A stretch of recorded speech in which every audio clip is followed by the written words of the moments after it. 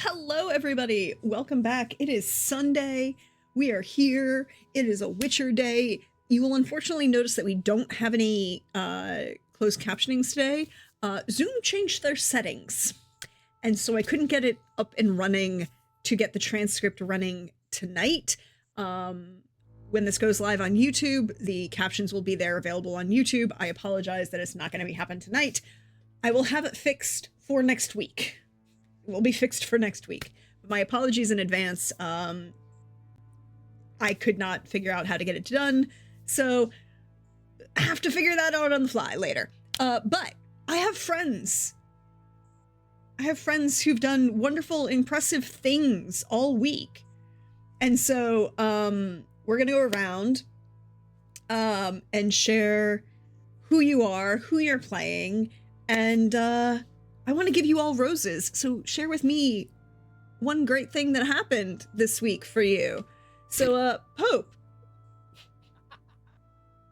Hi everybody, Pope here. Pope World Build on the internets at Blue Sky and start playing games, playing Sir George Benton. Both of us use he, him pronouns.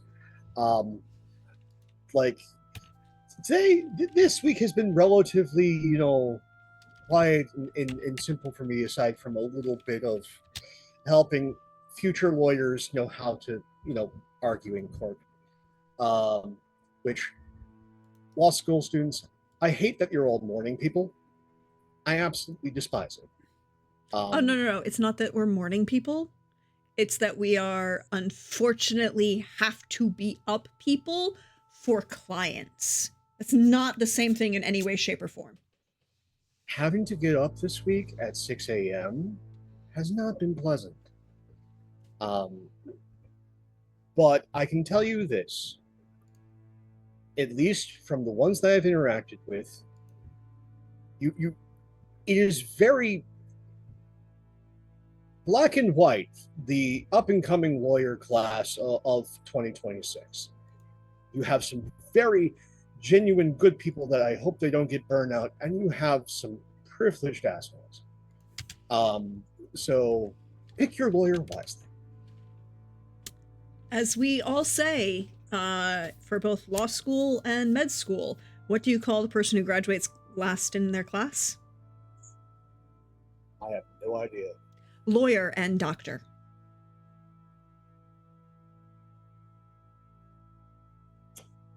Oof.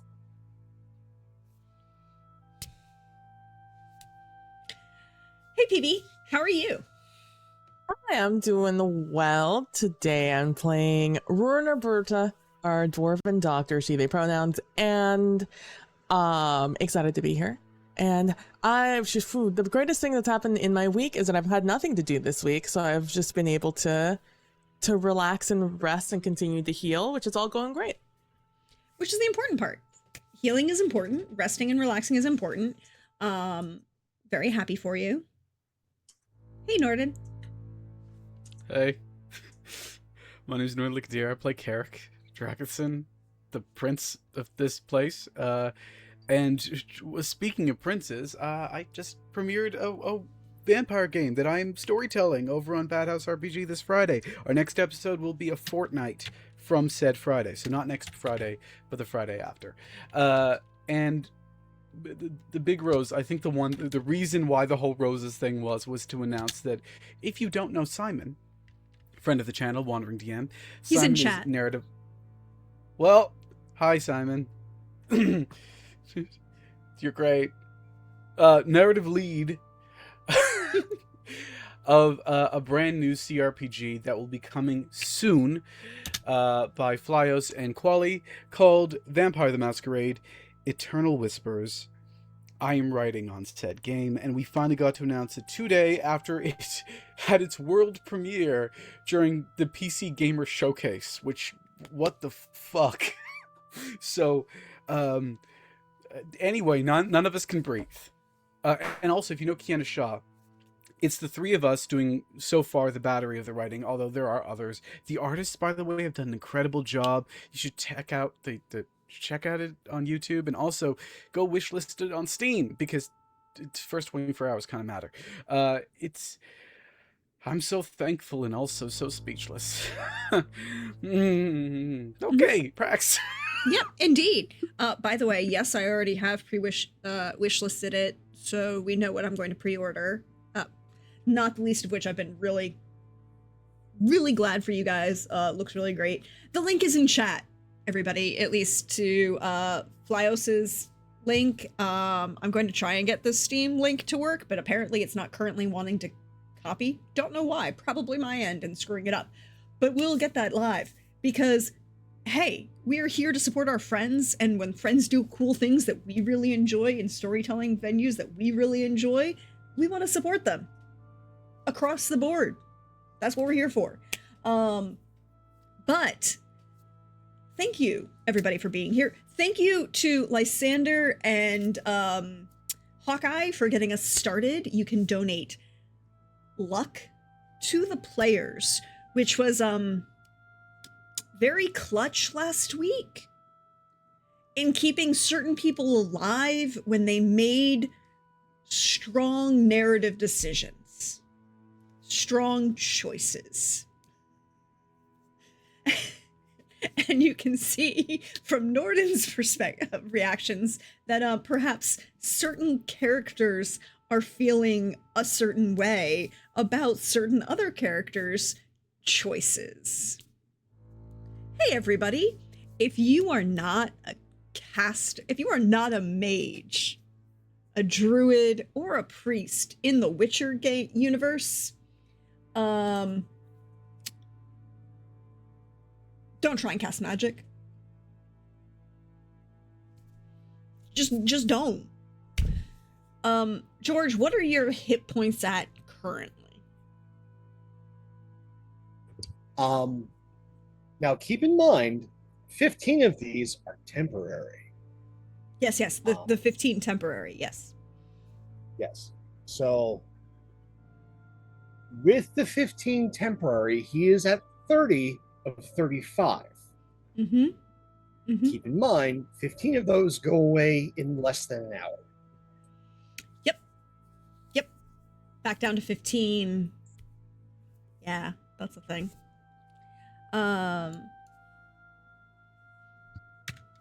Strong narrative choices were made, is all I have to say.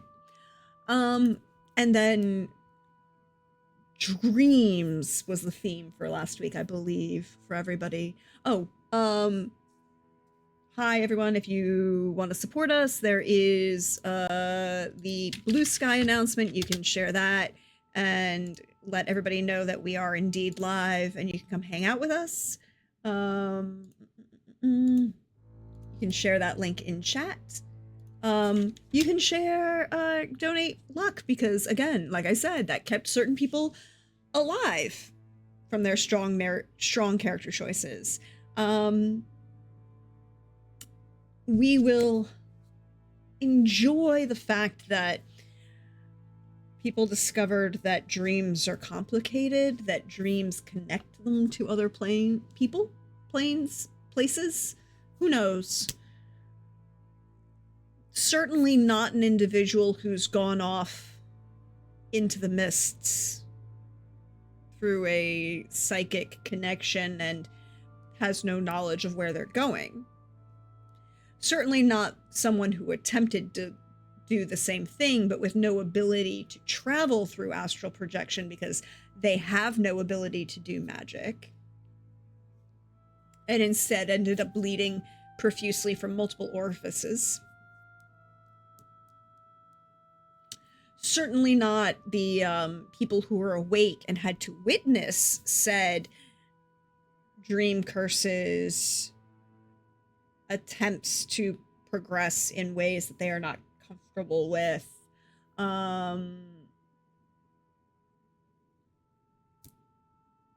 know, I feel like we need, and when last we left off, we were still in turn order because people had made choices and needed to have strong responses to those choices.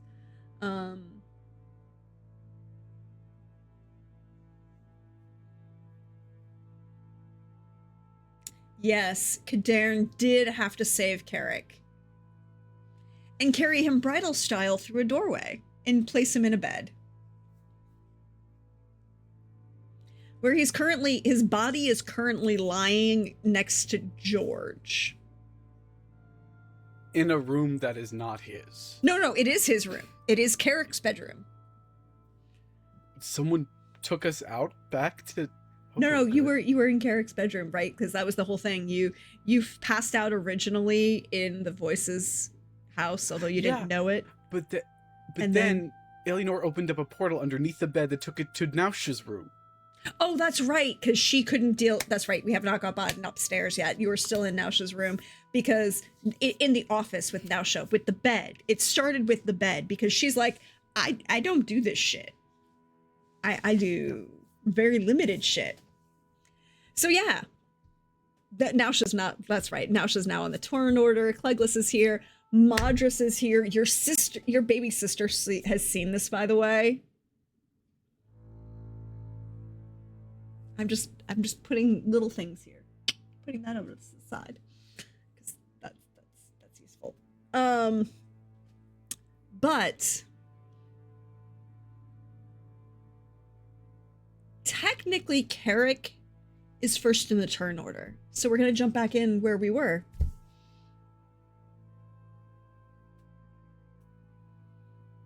Because somebody was attempting to walk through the mists and follow a curse trail. Drag path, one might say.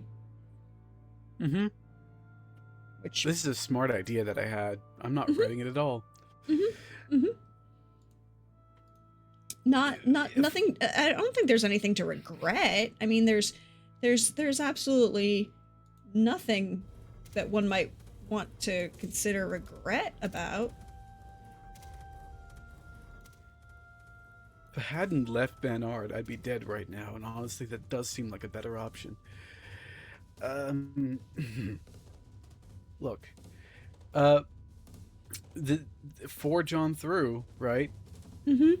Could you roll me magical training? Because you Absolutely. can't. There's the mists exist, so you can't use wilderness survival. You have no idea where you're going, so.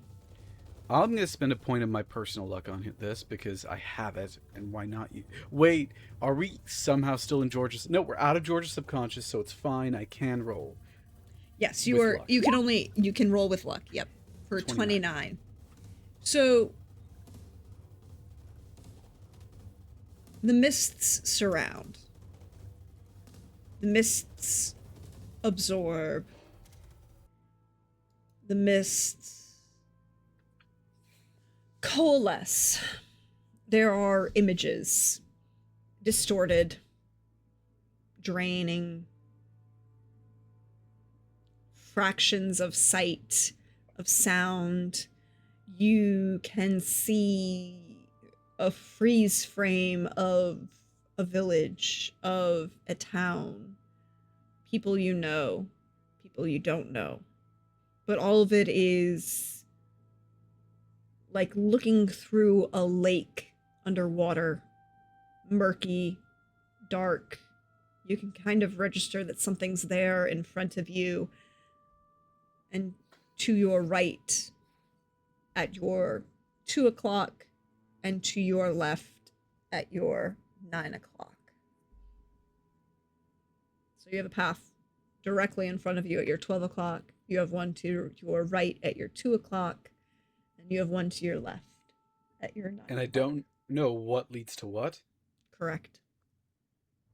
But you can see that there are paths now. How does distance work in this thing? Perception of distance doesn't exist beyond the fact that you know that it took you, in mechanical terms, it took you a round and a half to get back to George to respond when he made the choice that he did.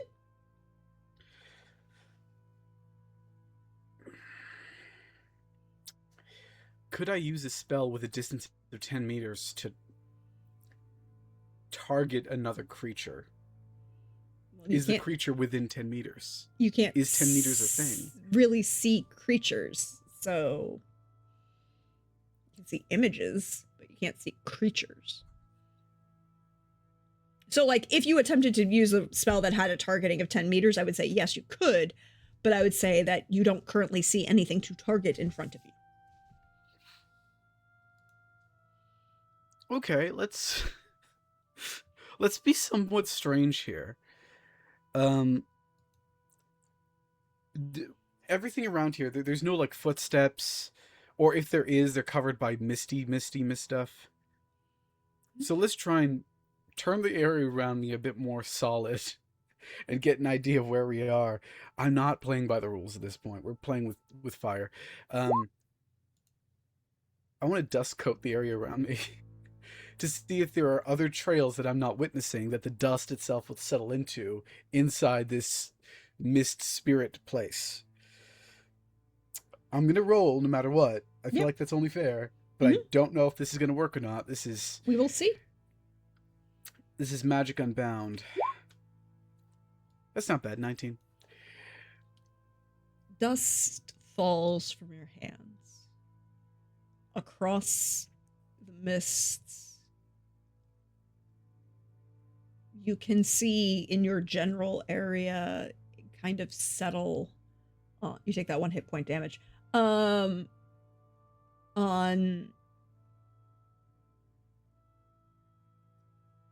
grasses, but not quite. Have you ever watched, seen the moors of the north of Ireland? Or the north of England, either one? The question is that the direction I should go or a direction I shouldn't? Because of how familiar it is. Only one way to find out. Let's chase down the grass. Is that both of my... If I chose to do another action, could I? Yes, because the previous one was to see if you could go anywhere else. I called for the roll, so yeah. Fantastic. Recovery action. Let's just follow the grass, and that's my turn. So while there was a path to your 12 o'clock, a path to your 2 o'clock, and a path to your 9 o'clock, the grass leads off between like one-ish, slightly off. If we were going to use more nautical terms, it would be north-northeast. So it's not one of the paths laid out before me. Correct. Perfect. That makes it even worse. Direct in that direction. Great. So Nausha now sees bed, Carrick unconscious, no being within spirit within it. George on it. George is, I believe, at this point awoken. Am I correct? Yes. Crying out in pain, still in his armor, bloodied. Nausha is going to attempt the first thing that comes to mind, which is to cast the Ritual of Life. Let's see if it works for him. It does. Cool. This will, if basically he's casting it around your bed, and rushing the spell, which will not be at all a problem for him in the future, but will effectively create a small circle, magical circle around the bed, whereby anyone who's on the bed will recover number of hit points. 3 hit points per turn, lasts for 10 rounds. So you'll recover the hit points. It does not address crit damage or any major wounds. All it does is like, you look like you're gonna die and in a shit ton of pain. This will prevent you from dying and maybe relieve some of the pain.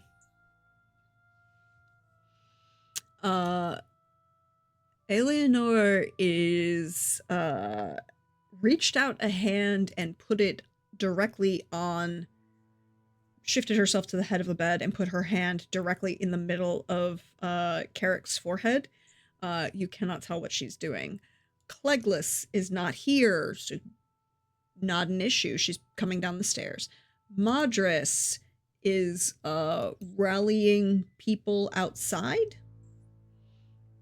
George.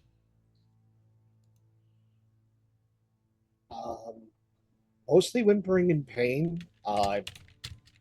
Somewhat, holding his body in odd angles because pain does that. And will sort of like croak out. Told him no, left anyway, tried to stop him.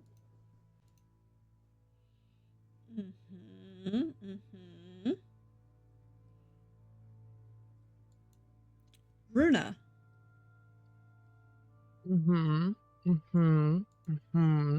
Yeah. I am still on George. I am doing what I can for his pain, barring just knocking him the fuck out. By just like by basically just being like, here, eat these. And it's just numbing herbs to just, it's like, I cannot find any outside injuries on you. So I have to assume they are inside injuries. I have palpitated around your body to see if there's like any bleeding or anything where I can get under your armor, the more likely spots. I have presumably found nothing, so I'm just like, just eat them. That's until I can. I'll get you. I'll see what I can do in a moment. But for now, unfortunately, we need you awake. So, try chewing on these. These might help a little bit. All your injuries are on the inside. Was someone forcing you through? Did you do magic? What did you do? What? I don't... Said was dangerous. I told him no. He left anyway. Tried to stop him.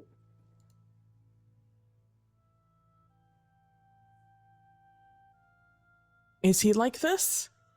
And I look over at Carrick's body again. Who doesn't look like he's gushing out blood, right? He's not bleeding from any orifice. Looks like he's just asleep. Thin sheen of sweat on the forehead. That's pretty much it.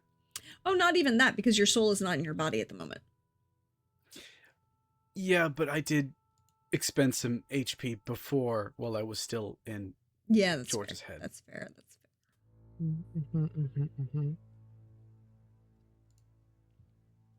And I am going to just say, son of a bitch. And I'll take the moment to just like look around and be like, well, I can't set up in here. I mean, I could, but I'm not gonna. And so I'm gonna take the turn to just like look around and see what my best options are to move George out of here, out of someone else's room. Well, and it's technically the office, and you would see that Nausha has set up a ritual circle around the bed. Oh. So we're in an office. Okay, so we're not in his room. No. Okay. Then that changes things. I am going to I can't do anything for you, George. I can't do anything for George, not anymore. Except keep you alive. I've already rolled all my rolls. So what I'm gonna start doing is I'm just gonna start setting up this room for stuff. Can I see I can see magic. Well, you can definitely see the ritual circle that's been laid. Yeah. It just occurred to me now if I could actually see if dwarves can see magical effects. If I could see the sparks coming off fingers, or if it's like airbending in Avatar, where it's just like there's nothing happening there, but something's being affected. I see there's an effect, so it's clearly there must be a cause. I've never thought about it before now. However, I am gonna start arranging the area around and try to just create a sterile space to start like taking George's fucking armor off and panic. And that's my turn. Panic is always a free action. Mm-hmm. Mm-hmm. Hey, Can I Carrie. get one more? Indeed. You're going off the paths. I did say that. Yeah. How much HP did I recover from that healing stuff? You don't know yet. You're not in your body. Oh, great. Love that. It's technically 3 hit points around. So. But you don't know that because you're not in your body at the moment. Mm-hmm. Carrie, could you roll me magical training? I can try. No, I cannot. Great question. So you're going off the path. Yeah. Into the mists. Can I request that I make a courage roll?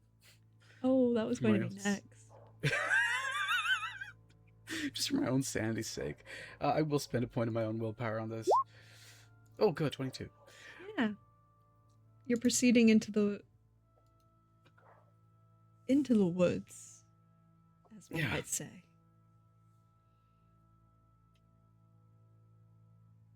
Your view of the paths that existed are gone. You are traversing further and further away.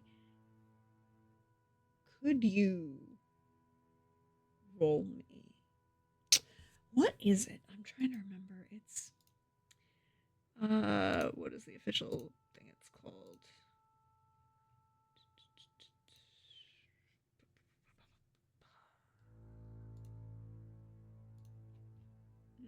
Nope.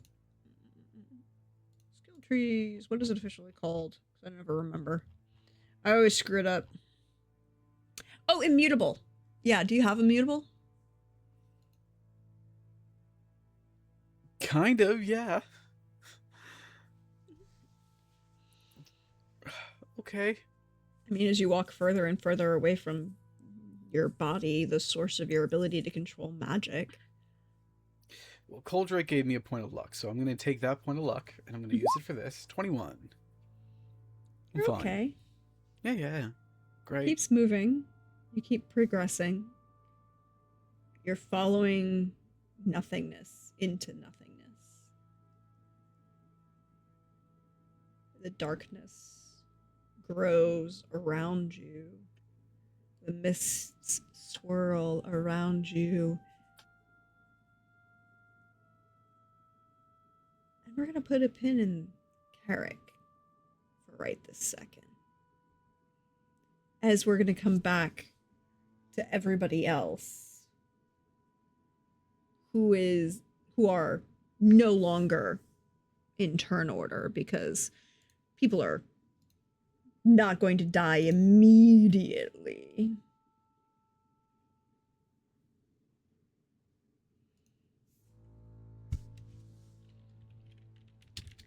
So, George, you're Yes. starting to feel a little bit better because we're going to assume it will go the full 10 rounds. Well, full 10 rounds, you'll be at over health. Mm-hmm. Isn't it great that you can get temporary HP? Yes, yes, it is. But like, I'm just trying to like translate.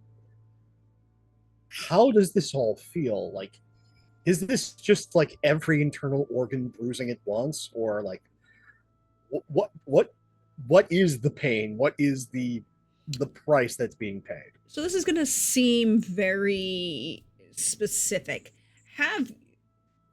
Are you an individual who can feel fluids entering from an IV?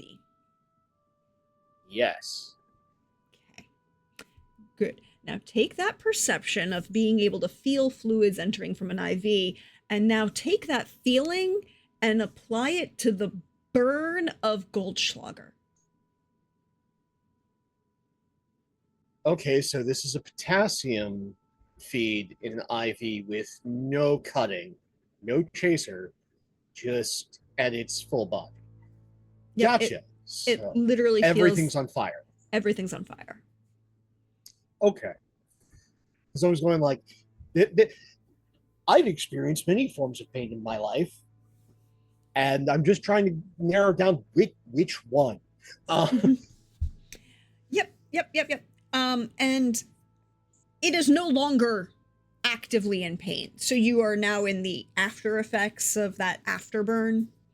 Yeah, no, there's so adrenaline spiked, muscles have been overly tensed, maybe even pulled. So there's the residual come down from that pain and just that feeling that your entire body is bruised. So there is he is clearly still in pain, but we as people are trying to help get his armor off, he will do what he can to aid in this endeavor. But for the most part, aside from those limited movements, he's again, when you hit that point, there is a resignation that comes. Because you just there is no spontaneously getting better, even with the healing that Nausha has provided. There is just the pain and waiting for it to go away. Like the pain is definitely faded. There's no longer any active burning. Yeah, but that after pain, that soreness, the aching, yeah, that even with healing, that is something that just you kind of have to wait out. Yep, you have to take the time to make it work. And you, like also waiting for like the numbing herbs to kick in, which this is an ingestible. 30 to 45 minutes. So it's just like he'll be good in about 30. But in the immediate moment, there is just that sort of quiet resignation to what has occurred, what's going on. Like he isn't even assessing himself at this point. He is just listening to whatever people tell him to do, and is just sort of resigned to the current situation. So Nausha is focused, is looking around now that the immediate medical concern is taken care of. And Runa, do you understand Elder Speech? I do. So there is a very clipped rapid fire, at this point I'm figuring Sir George is distracted by the amount of pain that he's in that actually focus on the alternative languages that are being spoken around him. There's a very clipped kind of rapid fire terse back and forth between Nausha and Eleanor in this moment. As Nausha, who is has done what he can for the immediate issue, now is trying to figure out what the fuck is going on. Right, like, this is I am confused. Please explain. And Eleanor's response is very much, don't know what George did, trying to figure out what Carrick did. Leave me alone, I'm trying to concentrate, you know.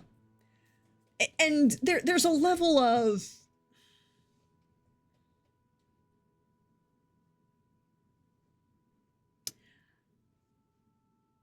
so this is going to sound slightly stereotypical, but it's a stereotype for a reason. It is a case of where a guy is becoming more and more angry to hide his anxiousness and making demands of a woman who's trying to do something and saying, shut the fuck up, I'm trying to work and fix the problem. You know. So I will, in this moment, in common, Nordling, I will reply with,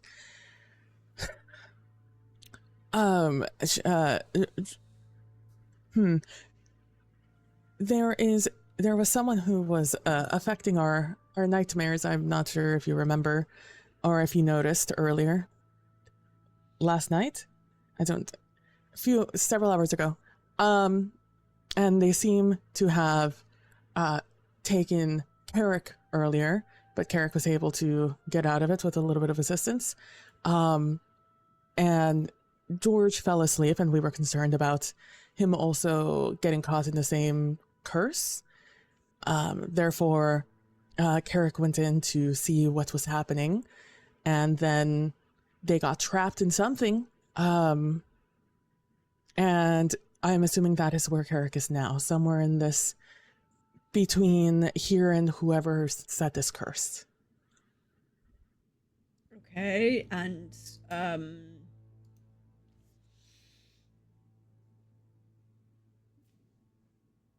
so let me understand this. I didn't sleep last night. I'm sorry, I'm a little bit behind the 8 ball. I'm trying to deal with a lot of problems that are coming in. So, sleep nightmare, cursed. He kind of looks at George. He's cursed. Cursed, yes. All right, so what have you been doing to prevent him from being cursed? Relieving that issue, shall we say?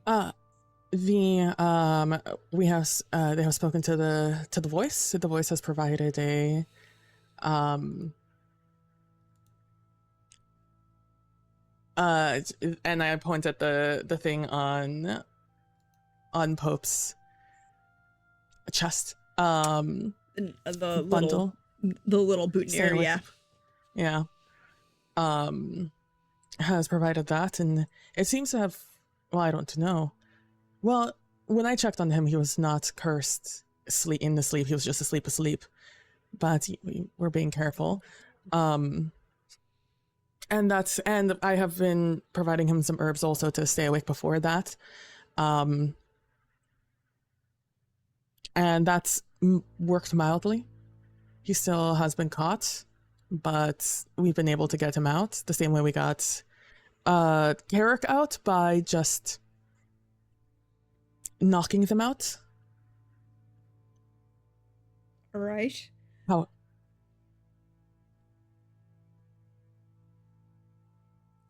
And he kind of glances at Eleanor, who is very obviously not aware of the conversation. She's doing some sort of thing magical, like she's got her hand on the middle of Carrick's forehead, over the top of his head, kind of thing, and her eyes are glazed over, so it's very obvious that she's doing something. She's not paying attention. Yeah. And then he'll if at any point it looks like he's gonna talk to her, I'll just start talking again. But go ahead. Yeah, then he looks at that, and then he'll look at George and go, all right, what specifically has been going on that you have been cursed? And he kind of takes a moment to sit behind the desk. So, right, like the bed is come into the Yeah. center of this room, and he is behind this desk. And I believe I can put you all back on air. As this conversation is happening, by the way, I am on George helping him take off this armor. So I can have easier access to your body. That is full of blood, mind you. Yeah, it's a bit messy. Hopefully it's a little less messy under the armor, but you know, beggars can't be choosers. So as I'm doing this, well, it's we have asked other people for assistance. We did not get a solution, but we have gotten more clues. We suspect it might be something druidic, as opposed to something a group of priests might be doing. Apparently, I can't remember right now at this very second which one of them spoke to the person possibly on the other end of this curse, but they tried to misdirect with some sort of cult, which is why we don't believe it is that. Our mage went around and checked places of power nearby and other locations that they thought they might be. They did a sweep around the area when they tried to analyze the curse, the spell, and they were not in a close range enough to find them. Is that I think that's it. And that is about as far as we've gotten. It's only been under a week, if that, that we've been dealing with this. So 4 days. that is what we have so far. All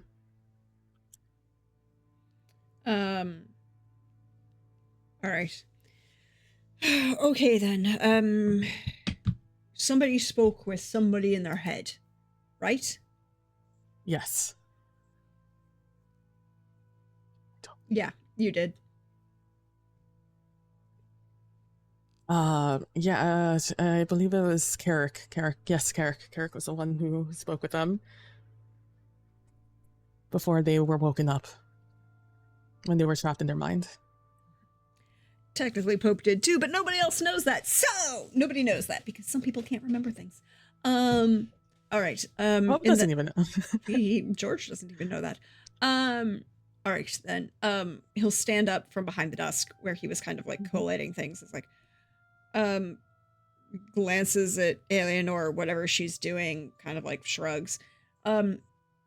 Sir George, do I have your consent to do an attempted analysis of your magical being? Feel free. Grand. You should not feel a thing at all.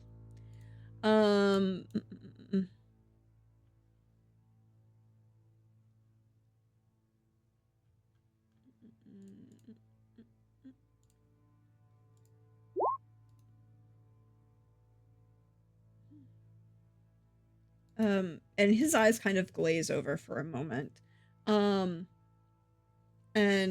Runa, you do recall what you realized at the end of last session, that yes, there was a way for somebody else to wake Carrick up that he willingly ignored and did not engage with in any way, shape, or form.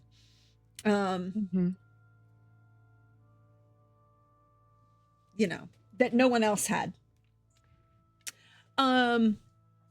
But there is a kind of heat haze that you can see as Nausha, with his hand kind of hovering over George, moves from like his abdomen all the way up towards his head and just kind of over and back.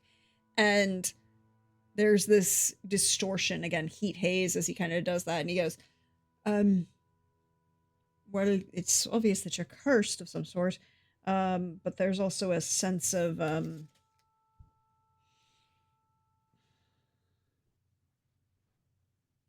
overcoming. What specifically are you cursed by? What is the actual curse? Like, I understand the symptom. The symptom is you're sleeping and you're not waking up. What's the curse? I've been told that I managed to do it to myself over guilt of the loss of a loved one. Oh, there's like the nose pinch under that. He's not wearing glasses, but you kind of feel for that he should be in that moment. And he, all right, well, in that case, you need to have an actual conversation and try and address the guilt and the emotions that you're feeling, at least perhaps before one goes to bed, so that they don't end up in a similar situation. Yeah, that's great, but what's feeding off of me when I do fall asleep? 1,001 different options. But given the fact that you're currently awake, I couldn't tell you specifically. Well, whoever it is, that's what Carrick's gone off to find, even though I told him no.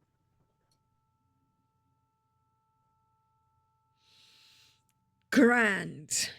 And he just grand. We should attempt then perhaps seeing if I can't do something to break the actual curse that's tied to you, and then we can do something with going after Carrick. But not until you're well enough that she says so. And he kind of like gestures towards Aruna. At least until I can figure out where the pain is coming from, if there is anything. It's from everything. I feel like every bit of my blood was on fire. That's what happens when you try and cast a spell when you have no ability to cast magic. You use your own life force to try and do it. I was just sleeping and trying to get him to not go into a mist. How is that casting magic? Well, obviously you were asleep and then you tried to go places where you weren't, which means I'm leading probably towards astral projection. Yeah, probably of some sort. Which is a form of magic. Your soul leaving your body. Well, it would have been nice for him to explain that's what he was trying to do.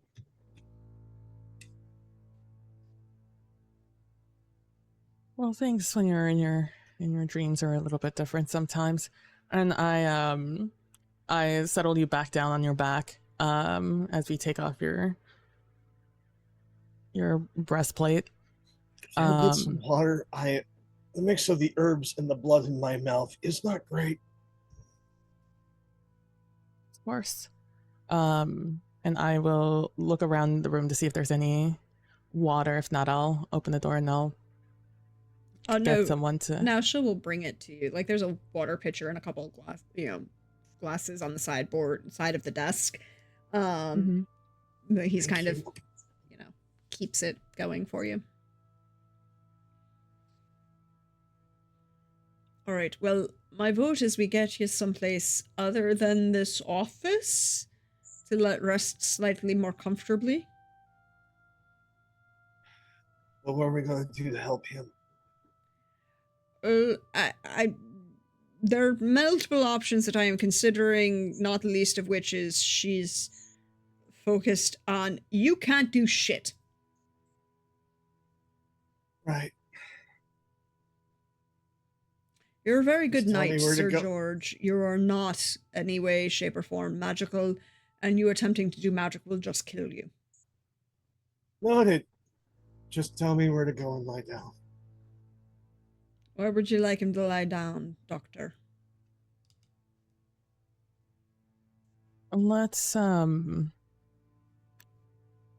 are the baths in this place? In this house? There's like a couple like big baths, like communal, not quite communal, but like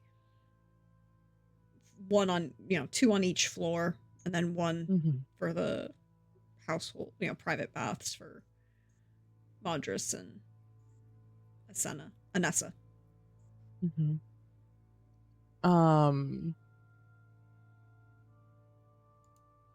I will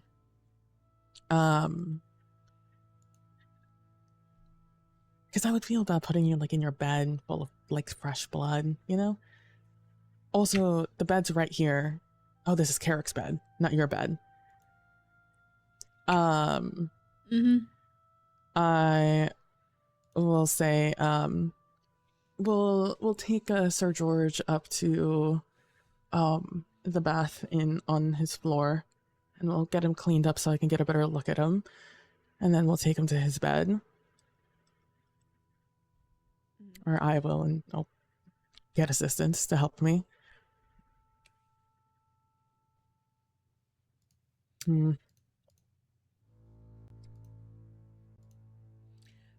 Here, let me help you with that. And now she will walk over and just pick George up.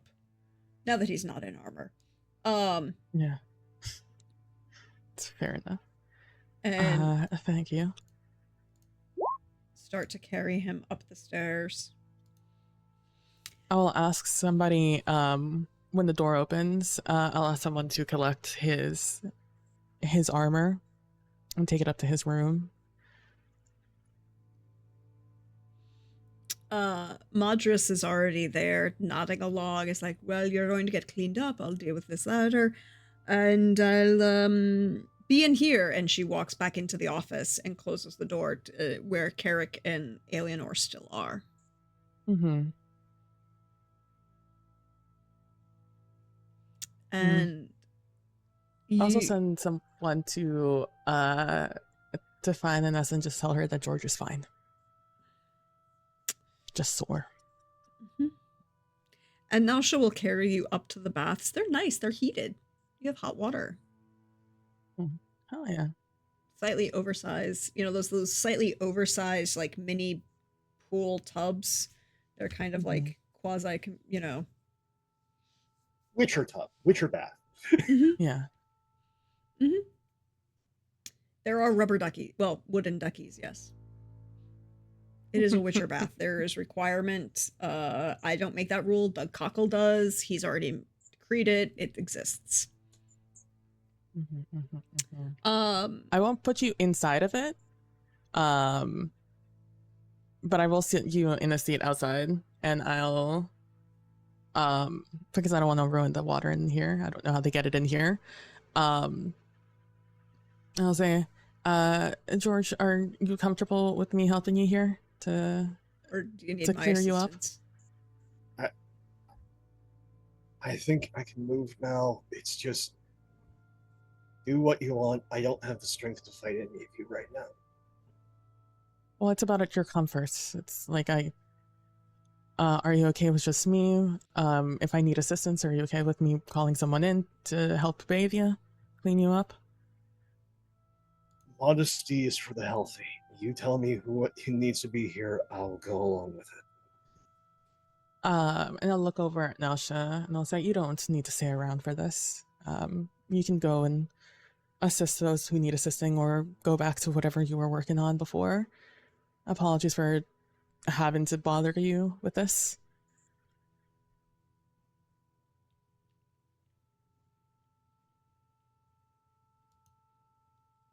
It's fine.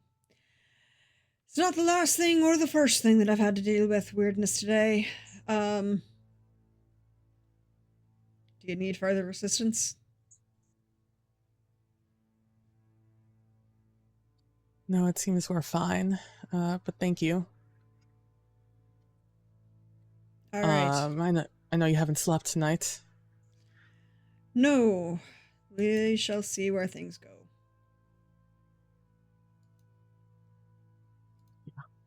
And I will, as Nausha's walking out, I will find someone working here, and I will ask them to bring me someone tall and strong to help me with George in here. Mm-hmm. And then I'll grab a bucket and a couple of rags or sponges to start cleaning George up. Mm-hmm.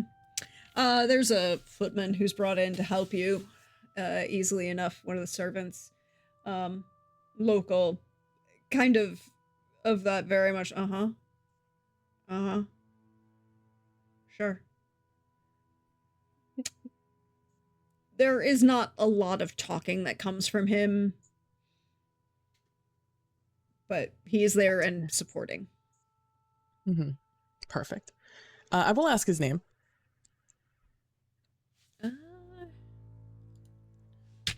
Probably.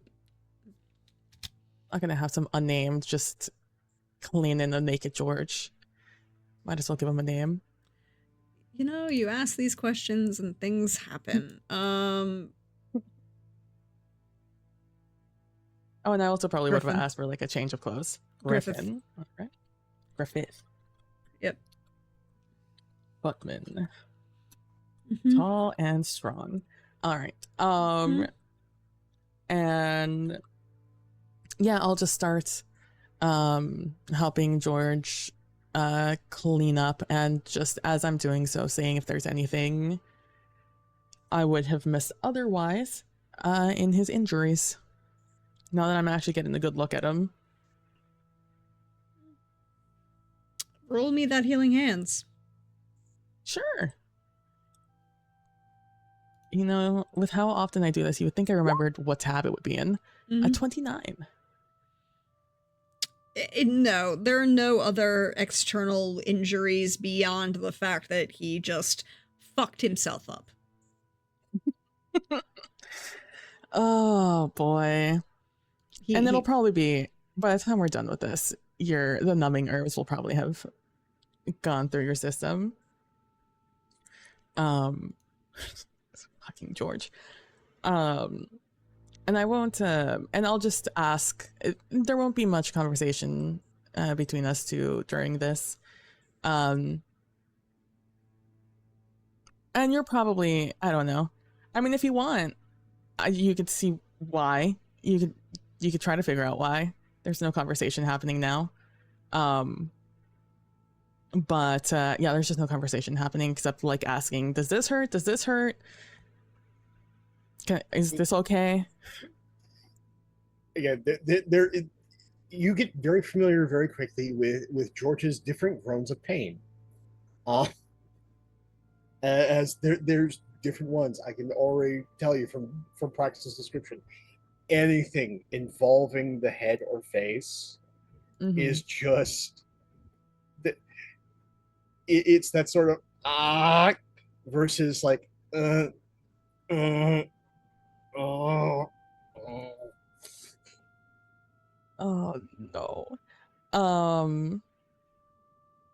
After I'll draw you off and put you in the new clothes that someone brought in. And you know, Footman Griffith is going to be the one who really moves you from here back into your bedroom. And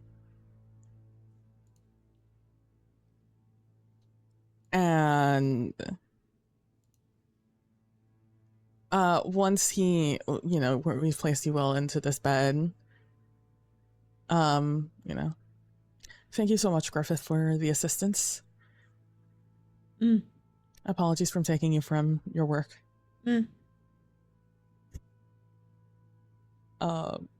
I think we're good for now, and I'll look over at George.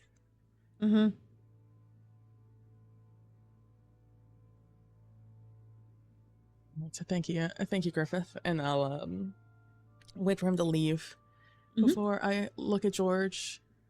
And I'll say, "What the fuck happened in there, George?" It was in my head. I don't have a full, clear memory of everything. Went following some sort of trail left in my mind. got to some place. I don't know what the hell it was. Said if I was willing to go with him further, said it was dangerous. Then, in very Carrick fashion, started backpedaling. I told him no. Told him consent matters, but he just decided to run off and tried to stop him.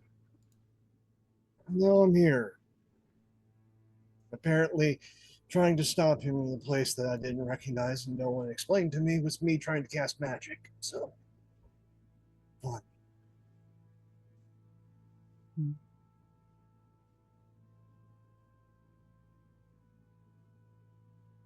You should know better than to follow Carrick anywhere. That man has a death wish. He said it was dangerous. He implied that my consent mattered. I told him no, and then he ran off, and I tried to stop him because he said he was dangerous. Didn't want him to go alone. Noble, George, but stupid. With anyone else, it would noble be and the stupid right is pretty much decision. me. Yes, George, but could have gotten you killed. This time around, you barely made it. I didn't know what was going on. I didn't know. Again, what I don't know can fill several libraries, and apparently I need to know a lot more. Oh, what you need to know is that when Carrick tells you something's dangerous, he actually means it's more dangerous than you think. Because Carrick likes to downplay situations, if you haven't noticed. Which is why I'm worried about him and why I tried to stop him, because there's no telling what. But he can get himself out of situations, George. You cannot. That's why he's allowed to be more reckless than the rest of us. We get stuck in molasses while he is able to just snap his way out of it.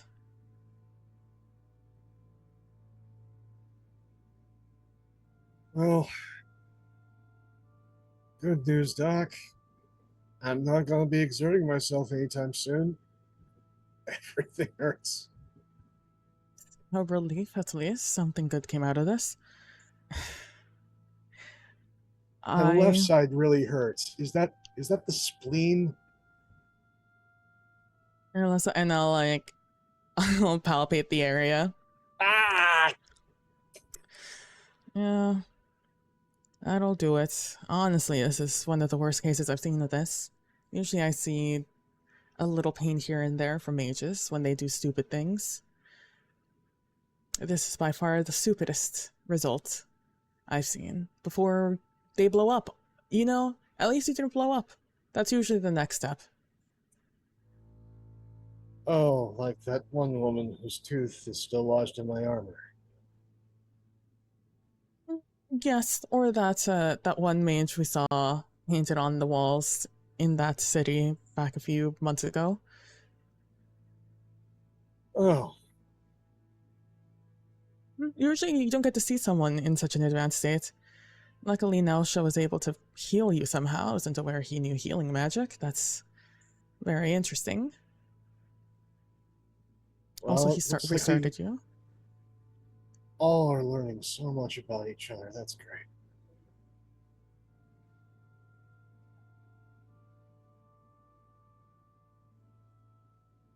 George, he's not wrong. You do have to speak to somebody about this. I know you're waiting for your friend, but I think she might be busy.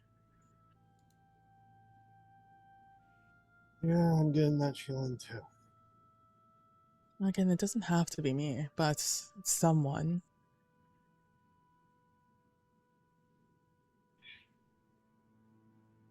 When I can walk again, I'll talk to somebody. But right now, even talking hurts. I can taste my own tongue. My teeth have a flavor. Do you want me to call Anessa to stay with you before She does not need to see me like this, and she is already busy enough. Would you like to give her the choice?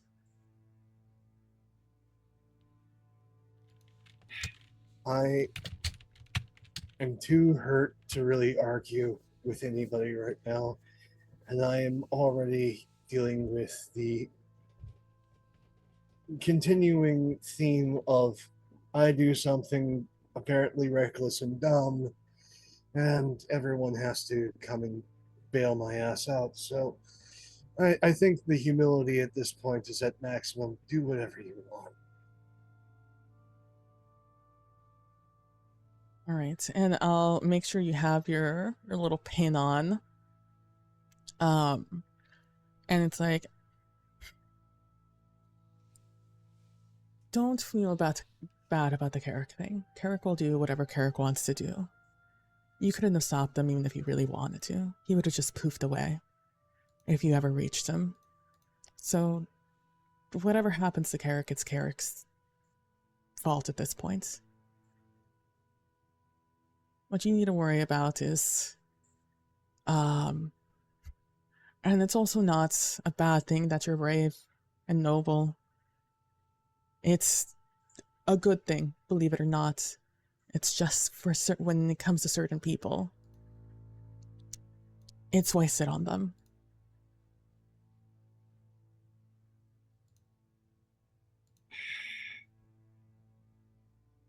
We both know Carrick's stronger than both of us, so he will. If he gets himself in the situation that kills him, well then, imagine what would have happened to us.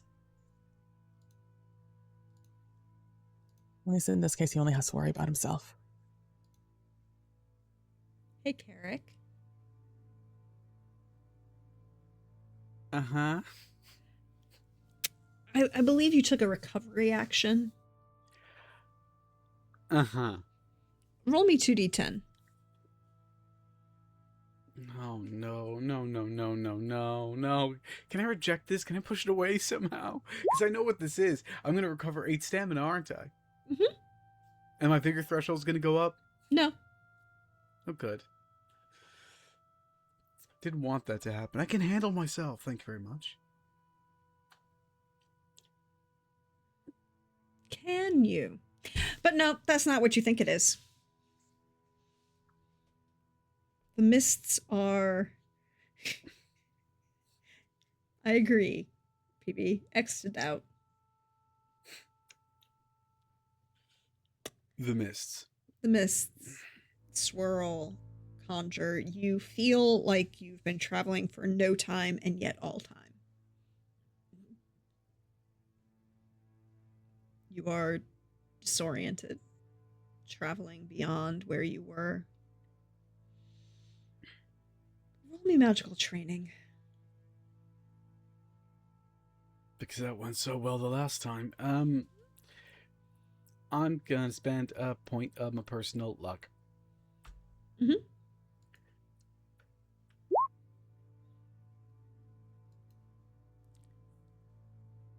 There is good news, Carrick. For vanity's sake, would you just let me spend one more point of luck to make that a 40? You can make. I will let you spend a point of luck to make it a 40. Yeah, there you go. So there is good news, Carrick. Yeah. There is a light growing in the dark and the mists. A firelight growing larger, drawing you towards it.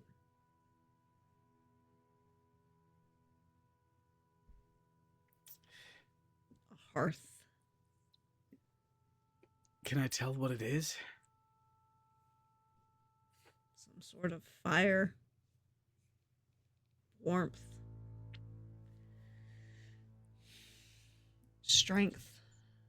Comfort. I will keep it at... I'll try and keep it a small distance and try and investigate a bit closer. Mhm. Not go all the way through, you know? Mhm. feels like you're walking on more solid ground. There's more stability now. Roll me a spellcasting. Oh no. -2 because I do not have my glaive with me. 24. You walk closer to this fire, and you will realize two things. Hmm? This is a path out of the mists into someone else. And by someone else, we're not talking about me. No.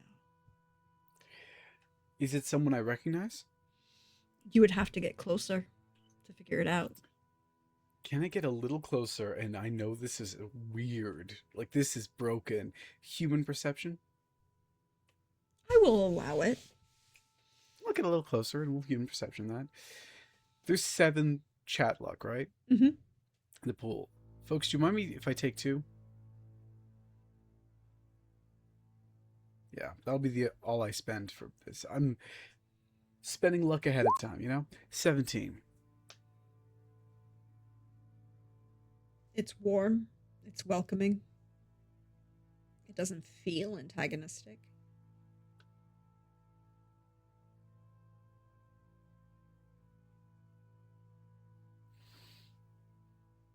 I don't trust that. I don't know who it is. If I were to guess,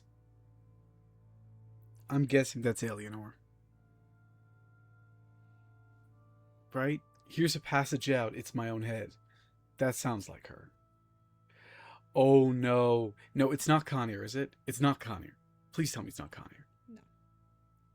Okay. Well, we will venture forward. Just gonna do a quick thing. Just hold on, a little quick thing.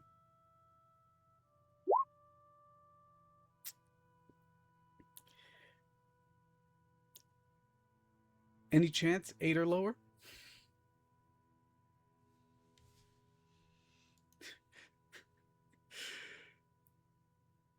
I'll hold the answer to that question.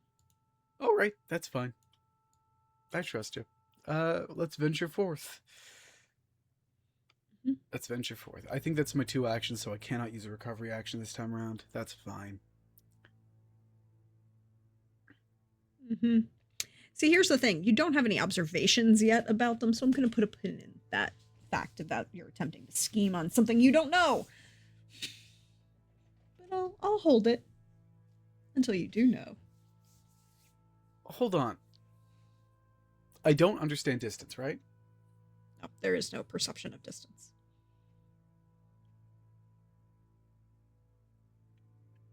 Can I use telepathy? Maybe. On my own head? No. Darn, okay. Venture forward we shall. The image coalesces. You exit the mists into a room. Large fireplace at one end. Couple chairs in front of it. Armchairs. Small, low table in between the two. A book. A figure sitting in one of the chairs turns and rises as you enter.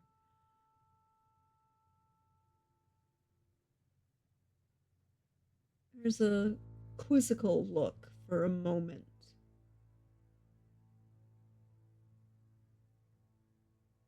But you recognize this figure, Carrick. It's Nausea, isn't it? Oh no. Oh, thank goodness. No. At least No, we're no. done with elves. Oh, why would you think that, Carrick? Shit. I was hoping, okay? I was hoping it wouldn't be another one of my damn aunts. Oh, you mean, so is it better or worse that it's your grandfather? Worse. So much worse. No. Can I get F5? Can I F5 to refresh? What's going on? Can I get out of here? Oh dear. You've stepped this out is of the bad. mists and into the room. I'm guessing I Tall, failed elven that scheming figure, check. blonde, long hair.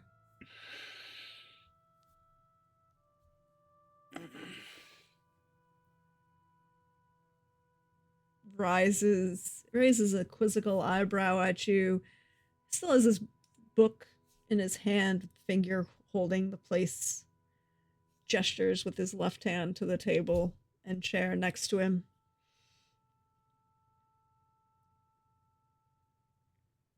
Fine. And I will go sit down on the chair without saying another word. He will lean back, reclining. Picture Thranduil sitting on the throne, relaxing. Long silk brocade robes around him. An air of regalness just projected naturally. He's not trying to intimidate anyone. This is just who he is. His hair kind of pulled slightly back and pinned with a single stick. Bright white against the platinum blonde of his hair, whiteness of his hair. As Carrick sits down in the chair, because do I have enough control of myself to change how I look to a degree? To a degree, now that you're physically in a place, yeah. Yeah, so the shiny suit of his family's armor goes on him, you know, in defense of himself. His hair gets a bit bigger, a little bit bigger, you know, like he fluffed it up. That weird quasi mullet thing he's got. And as he does, he still has canines, but his ears are pointed, not curved. Classic distraction tactic. And then I sit and wait for him to speak first, because I'm not going to. There's a long pause as he kind of waits, evaluates, gauges you, pulls a slip of silk, slides it into the book, sets it on the table next to him. So, why have you come to me? I haven't.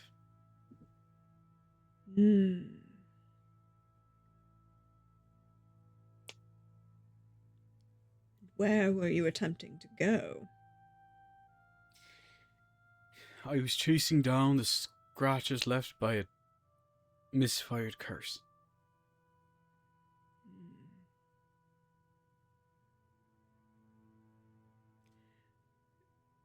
Do you have any connection to your, well, body at the moment?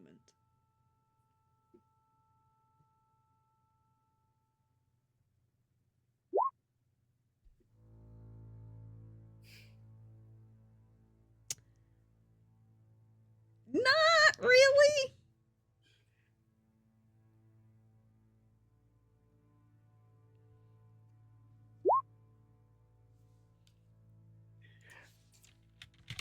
I have an idea of how I could go back.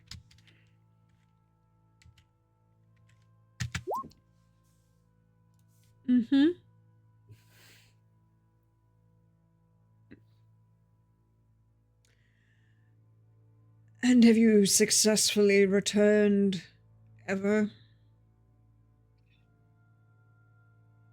I haven't successfully wandered, ever.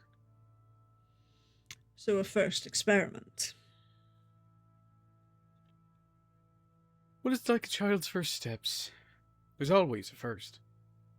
But usually Grandfather. those first steps are not off a cliff, grandson. I'm not off a cliff. I may not be where I want to be, but I'm certainly not off a cliff. Unless, of course, you cursed. You try to get inside George's. The more I talk, the more I'm confused I am just by the very whole. Never mind, go ahead.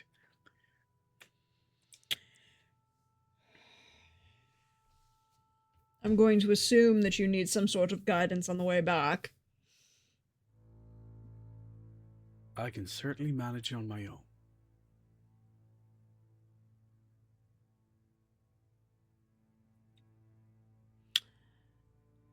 Mm-hmm.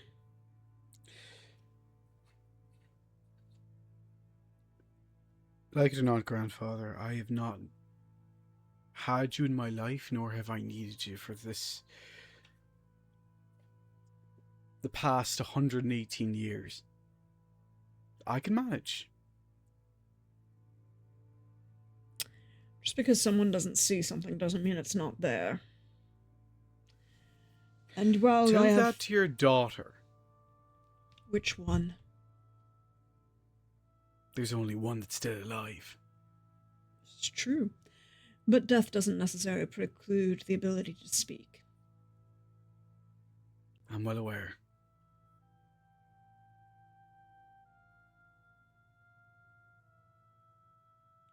So, since I'm assuming that your aunt is causing a small problem for you,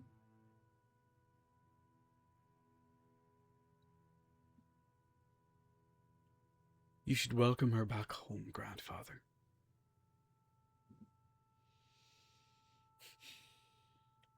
no. Why not? Because there are currently 4 paths forward, and all of them end in blood and misery. So pick the one that causes the least. I did. Doesn't seem like it. I know, but you're not looking to the future. I have.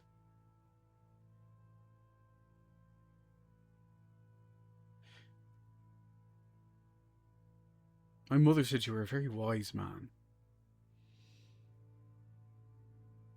But I'm sure she never said I was a very nice man. She didn't need to. Do you know what my father said? I believe the phrase was, cold, unfeeling asshole. It was repeated at least once in my direction. Not to me.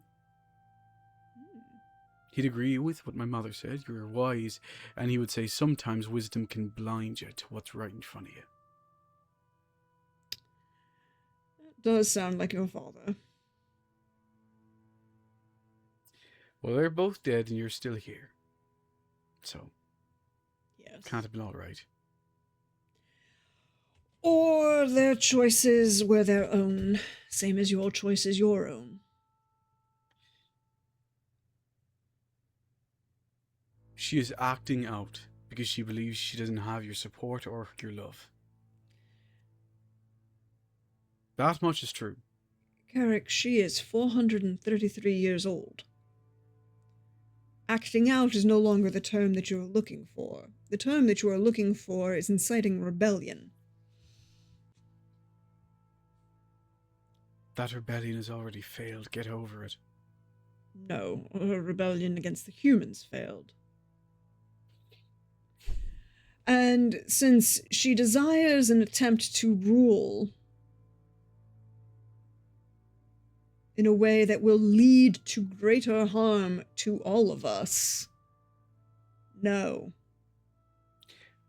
I'm not saying that you should make her queen. I'm saying you should let her in. Carrick, you are very wise for your age, but you don't know everything. I know I don't know everything, because a lot has been kept from me, as it turns out. Not willingly by my choice, but I will acknowledge by my actions this is a true statement. Which means I'm left to fend for myself. As are we all in the end.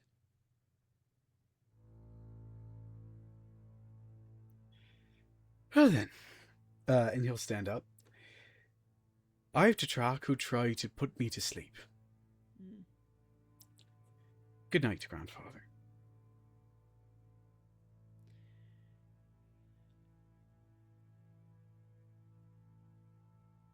You should consider whether this is an action you should take in this moment. And by yourself. You know, I got a lot of things from my father. That human rush of desire. The ability to love. To feel. To joy in that love and feeling.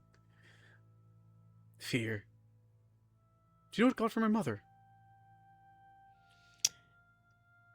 Pig-headedness and desire to prove other people wrong.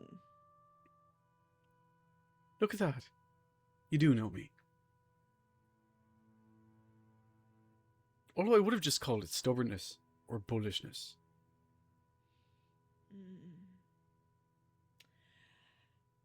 You are indeed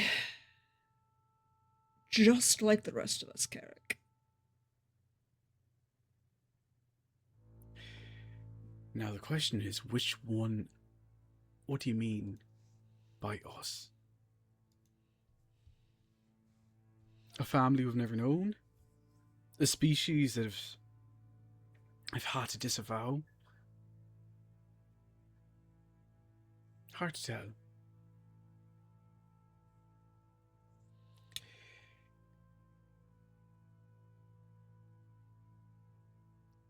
Oh, you should know something. Oh. Gwendolyn's missing. And with that, he starts walking away.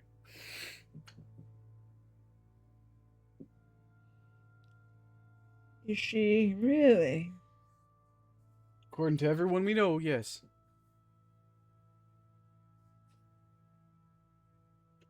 Or is she just dead?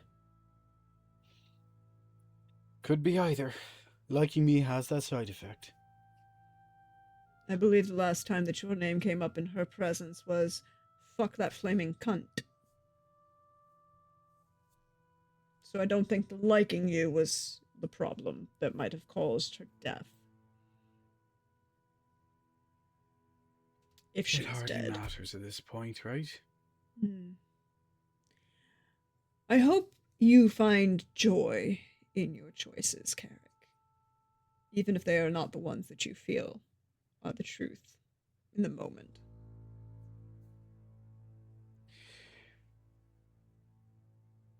I hope you realize that you're on the precipice of disaster, grandfather. Because the truth is, once you're gone, what's left? A fractured and destroyed populace whose young refused my guidance when I said that no, you should not incite a rebellion against the humans and lead to the devastation of our people.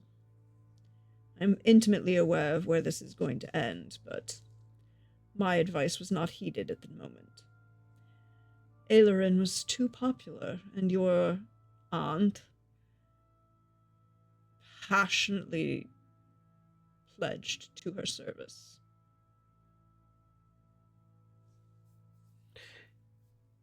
Now who's acting out? Exe on stage left. Roll me magical training. Again? How much magical training do I need to do? A lot. So much magic training? 32. Would you like the good news or the it's awkward news? Come on, not it's awkward news. Not that. Hit it with me first.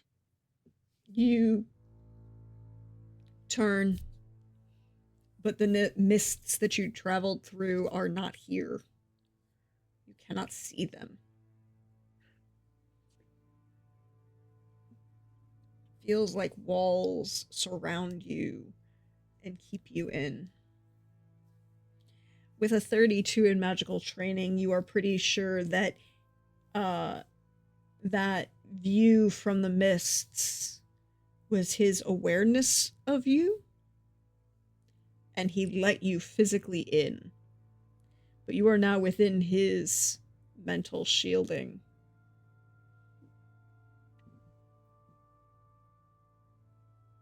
How can I break free of it without asking for his consent? You don't think you can?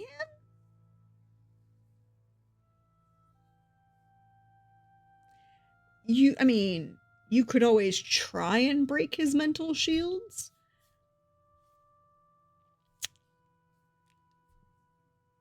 But you're pretty sure that's a not going to end well situation. Out of curiosity, what is your stamina currently at? 27. Mm-hmm. Mm-hmm. And your hit points? 27. Oh, those are good. Good to know. Thank you. I appreciate it. Any way I can teleport out of here? Oh, well, you have a way out you can always take. No. If I can only teleport within here, I can teleport anywhere as long as I reach a high above threshold, right? Mm-hmm. So if I want to teleport to the source of his deepest shame, I would say that's not necessarily going to work the way you think it is, but you're always welcome to try.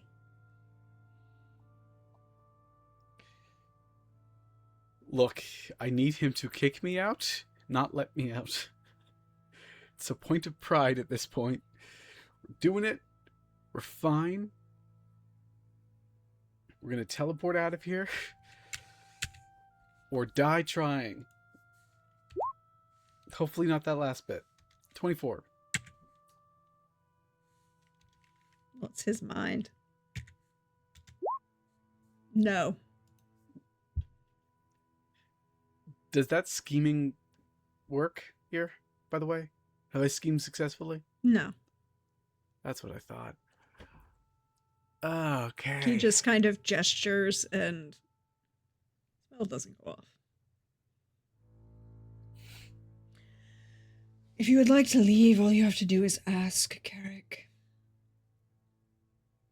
But my brain is not human, and your attempts to act like it is are, frankly,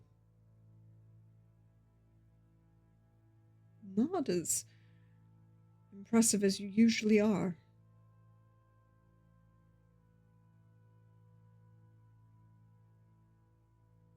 Well, we could get more complicated if you like. All you have to do is ask, grandson.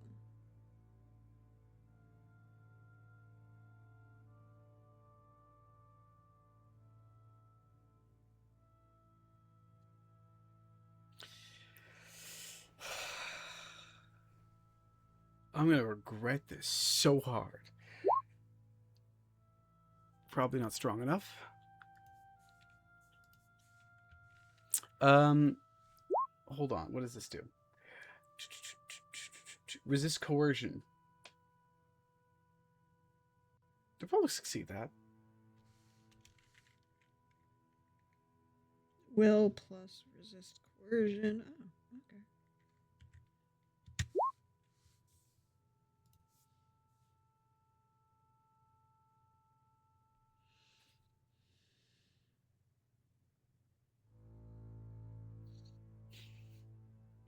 okay. This does cost stamina. The last one didn't, right? Because Yeah, because he just dispelled it and it doesn't do anything. yeah. This is him overcoming it. Yep. Yep. He will lean back in the chair in front of this fireplace, pick up the book, take out the bookmark, and just start reading.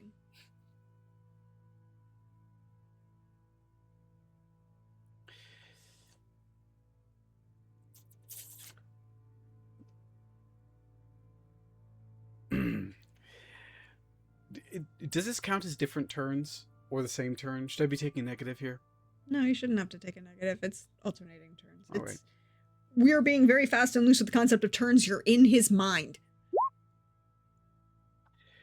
All right, so that's a 25, and he is sitting down, and he does not expect it, but I don't think that matters here. Dodge or block?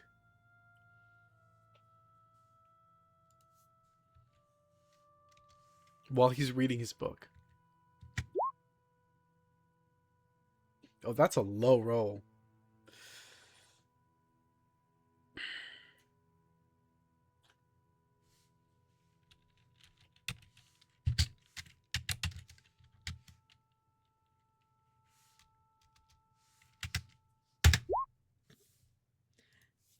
You want good news or bad news, Carrick?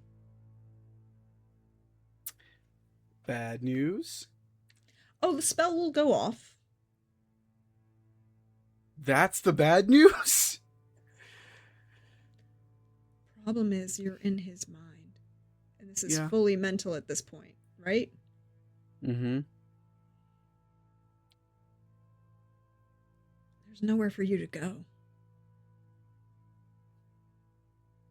In his mind. As the spell don't takes need- you both. Takes me. I'm not moving. Mm-hmm. I'm freezing his mental library.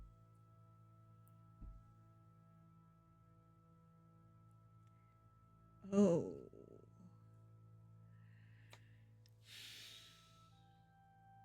It's not spectacular. I will say that. It's not spectacular. No, It's- it's 7 hit points of damage of ice that spreads out.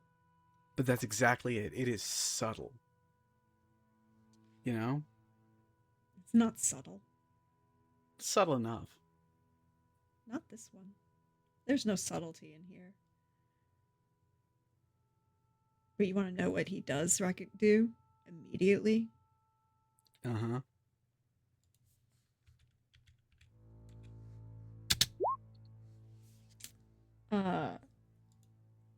I do Doesn't need dodge.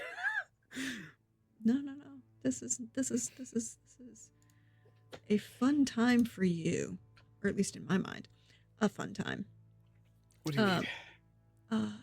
Where is it? I'm pulling it up. Sorry.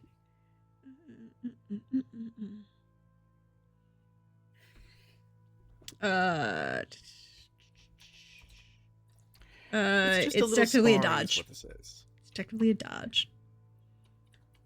Yeah. Okay. I don't have any As- option. It's just dodge. Yeah, it's no. That's what I was looking at. There is no other. Technically, there's no defense, but It fails anyway. fails anyways. As just the wind starts to roll around him and gusts out in all of the directions, breaking up the ice that you have just cast. There's a warmth in the wind, but you can feel it kind of like rustling almost through the pages. He will put the book down. Sigh. Are we really playing this game?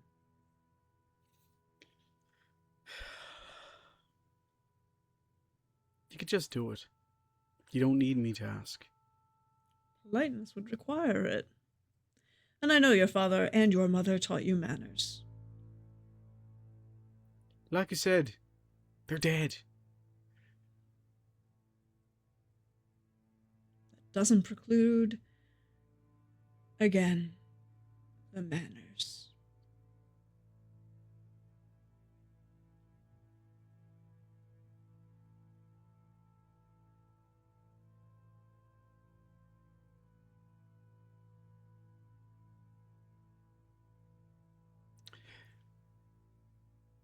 I'm going to make a roll Mm-hmm. while I'm talking to him. This is going to be bad. Why am I doing this? I don't know anymore. Pope would like to know, is this what falling in love with Kadarn does to a man? Oh, that wasn't right. Don't worry. We can Uh-huh. use that roll, but it would be a 20. For spellcasting? Ritual crafting. Mm.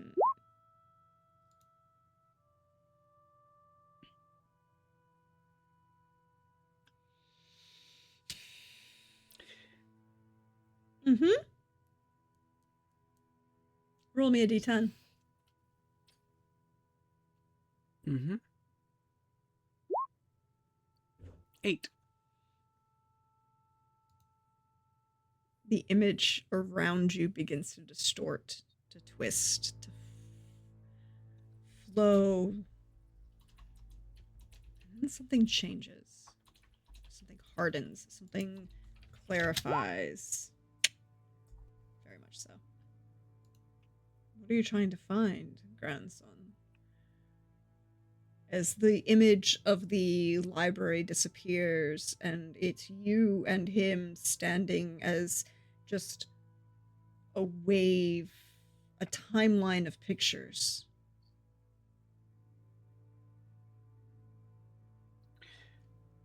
Okay, so what I'm looking for is insight into who attacked my home. I'm not going to answer him directly. I'm talking directly to the GM here. Mhm. So here are my 3 questions. Mhm. Who tried to put me to sleep? Mm-hmm. Who successfully did put you to sleep. I would like to point out, Eh. you did end up asleep. He didn't stay asleep, but they did successfully put you to sleep, so ergo. What was the intentions behind it? Mhm.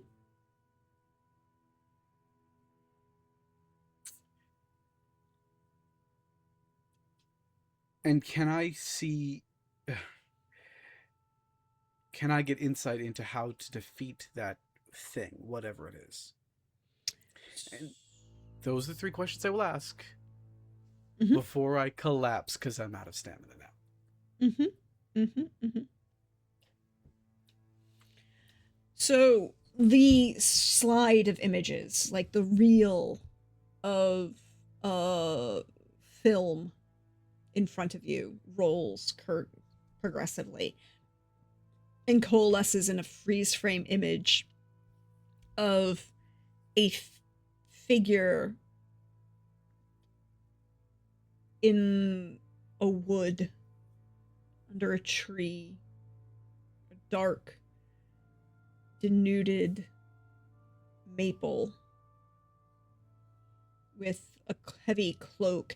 It's that same sort of distorted perception of their features that you know that this is the same individual who cast that necromancy ritual, that you know has some sort of protections upon them that prevent them from being identified. How they've done that, you're not 100% sure, but you recognize that who that is. The intent and is the other was question number 2. Yeah, so intent was who is this was intent number 1, the necromancer. Mhm. Second is intent, and third is insight to defeat them. So intent was to gain information that they could from across a variety of sources. Information gathering is great. They probably succeeded at it, if we're being honest. Probably did. And 3, there are certain rituals that certain priests can cast to protect against telepathy, or not telepathy, against being scryed upon and being identified in past images. Also, perhaps there is a way, given you would understand from your own experience currently, that there are certain mental protections that certain elves might be able to teach you. As this happens, right, these images are waving around us. Carrick's pointed ears turn into ash and like disappear, and so does his armor, and he's just left in like his pajamas. His hair defluffs a little bit, and then he faints. You go to faint. The outside world will see this, but Carrick won't. Your grandfather will catch you and carry you to a door that you didn't see. Through it, there is a bedroom looks like a child's room. Toys. There's a door that leads through it. And he pushes it open. And we'll leave Carrick there with just the image of him walking away saying, "You really are your mother's son," as he closes the door. George, Yes. you are clean and resting. Is there anything in particular you want to do now that you've had a bath and Runa's made you feel better? Like, George is of two minds at this point. It's like, I don't want to do anything, but he's also terrified of going to sleep. So he's just kind of laying there. Rather just stewing and being miserable. Mm-hmm. Pouting. Yes, he's pouting. Good to know. Runa, what are you doing? I am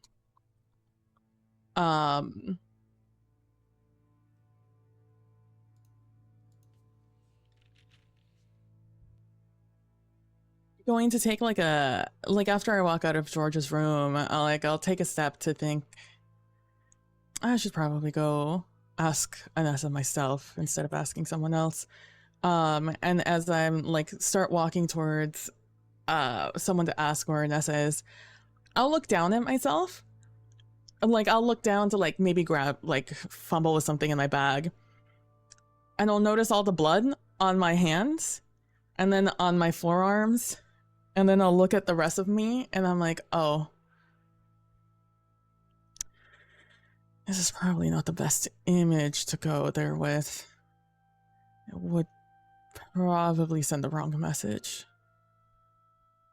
So I will turn to do to go to the same bath that I moved George to, and I will like wash myself as much as possible to an extent where I'm not and like take off the like the vest that I usually wear specifically for moments like this when I unexpectedly am in contact with a lot of blood.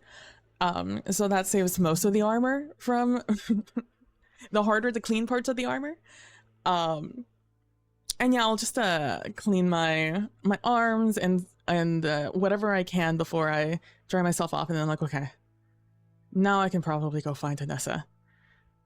And I'll walk out and I'll look for someone who works here and ask them if they know where Princess Anessa is. Sure, I can get you that.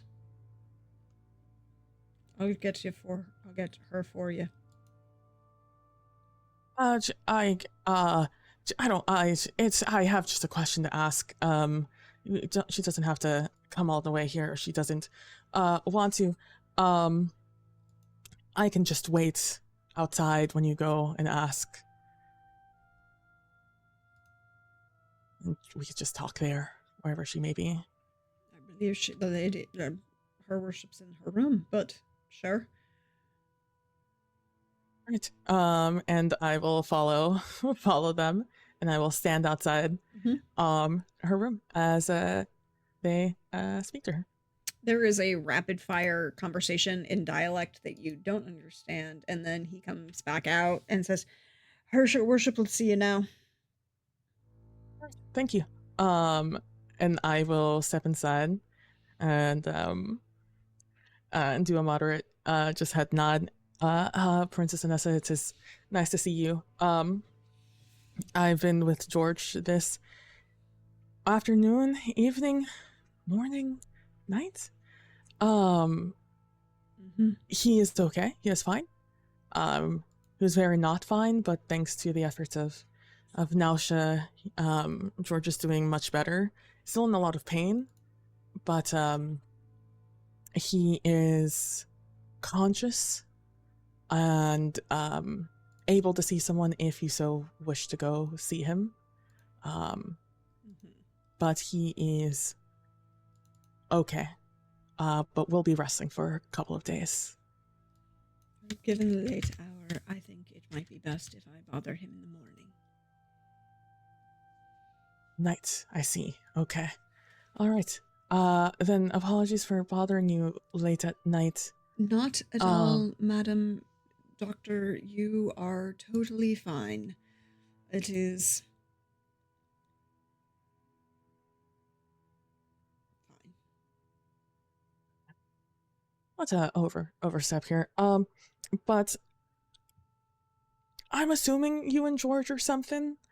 I've been kind of just treating you as family in sending updates between you and him, but if you would prefer not to receive these updates, I would be happy to stop doing so. If that's not how something you desire. No, it's totally fine. That was not my point. My point, I'm sorry to say, was that I don't think he wants me bothering him yet. And yes, I'm trying to be a thing. Okay, all right. Then I shall continue giving you updates. But yes, he is fine. He has been given the a doctor's notice by both Nausha and I that he does need to speak about his issues. I don't know who he's going to choose to speak about those issues with, but that is the official diagnosis for and medicine for trying to prevent his curse. That might be keeping him up tonight, but that is just information to give as someone who cares about him. But I will leave you to that. I told him that it was your choice to make whether or not you saw him. And to be fair, he couldn't say yes or no, so... Well, I mean, he said yes. In so many words. But that is your choice to make. I'm just a messenger. Well, if he desires my company, then I perhaps should go see him.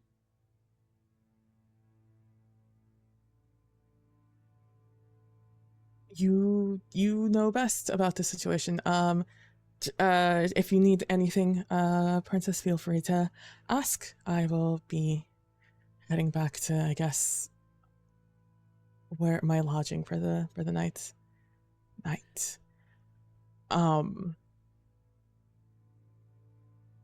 And have a wonderful rest of your evening, Princess. And Runa will head off. Have a good night, Doctor. Of course.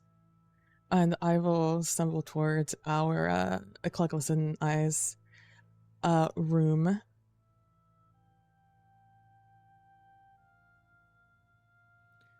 And I think that's where we're going to take the break for the evening.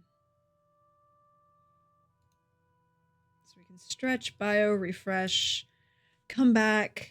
You all have an opportunity to perhaps, one might say, go wishlist a game on Steam. And we'll be back in a little bit. And then we'll see you all in a little bit, everybody.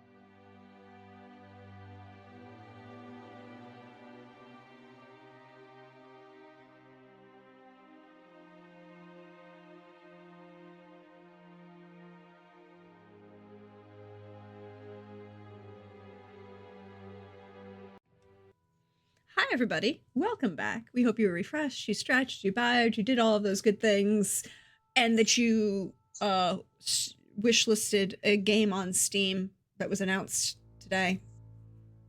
Just, I'm going to keep harping on that to encourage my friends.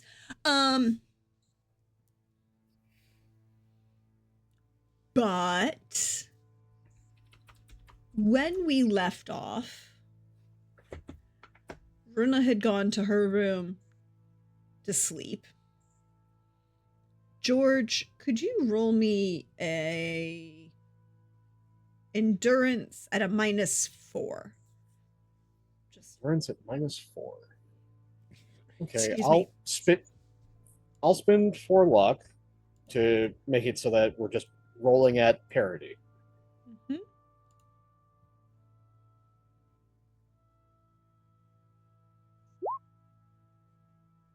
29. Cool. You feel tired, but in that way that's like a good workout tired.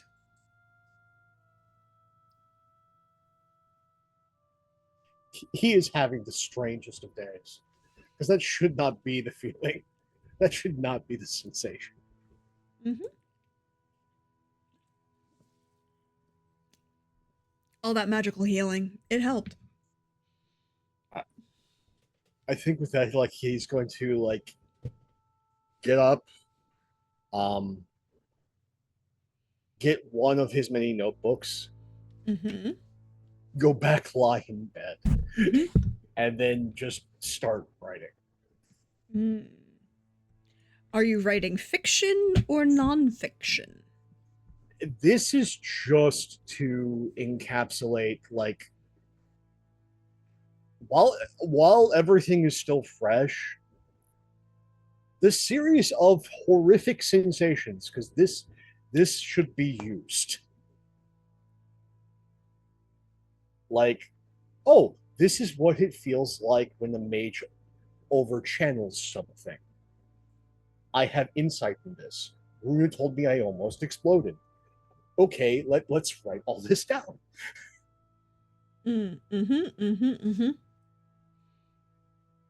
So that is how you're going to spend your night before you sleep.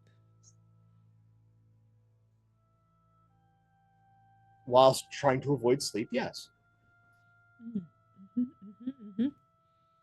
Runa's asleep. Carrick doesn't know it, but he's asleep. Runa is not asleep. Ooh, Runa is not asleep. What is Runa doing?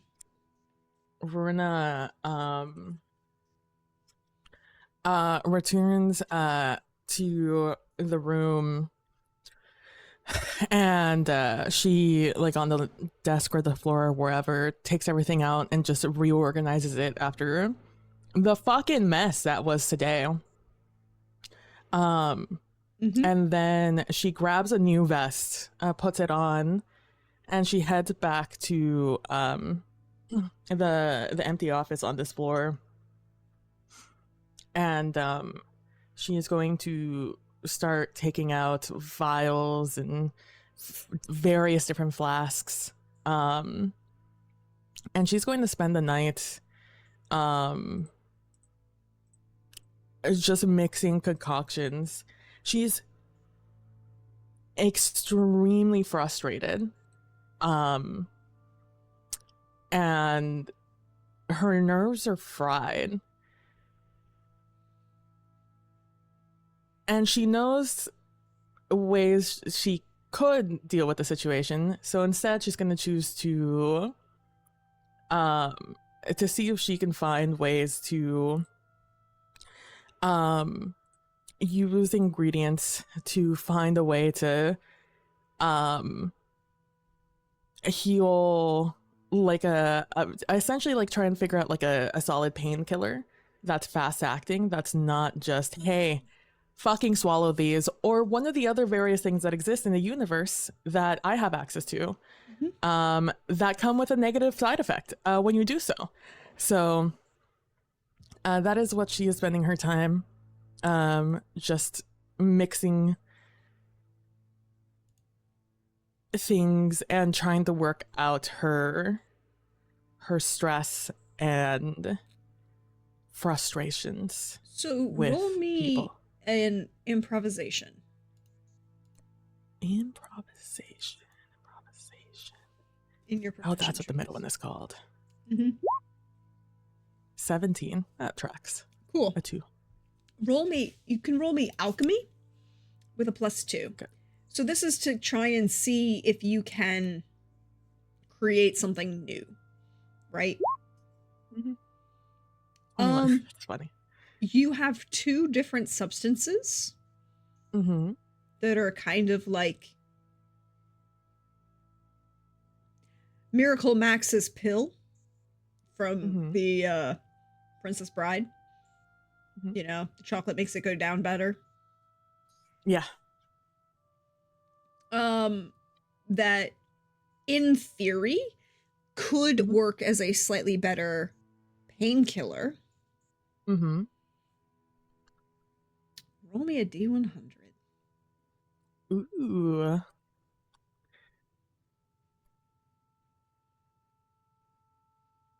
Oh, Roll20 knows that this is quite a roll because it's taken a while to roll that dice. Rolling the dice. Rolling, rolling, rolling. Keep that dice on rolling. You think I roll it again and it doesn't queue up? Should I reset? No, I'm going to restart. I'm going to restart Roll20. Oh, there it is. I There saw we it right go. before. Or 28. You are pretty sure that it will not have the negative side effects that you have experienced with painkillers before.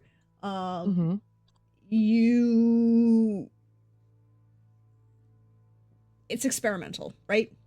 Yeah.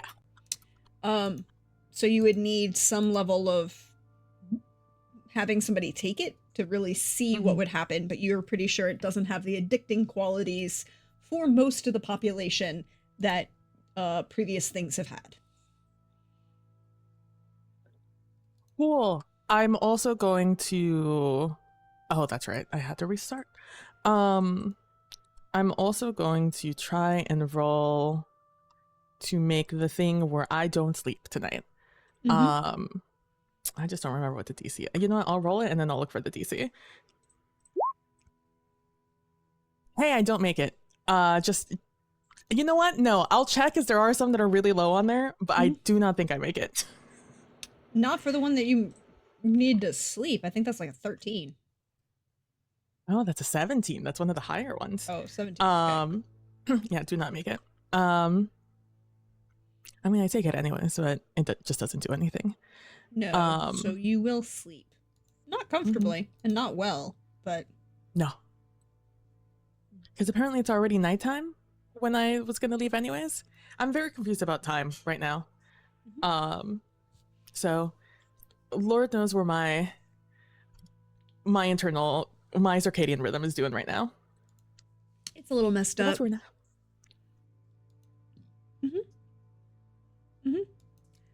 George, could you roll me another endurance at a -4? Yep.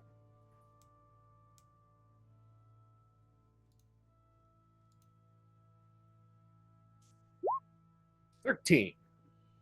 So while you're writing, as you're like making notes, you kind of nod off. You're just in normal sleep. There's nothing strange about it. You just can't stay awake any further. It's been a day of curses, pain, stress, all of the above. But it's a nice recovering sleep for you. Everybody's going to get their recovery back tonight.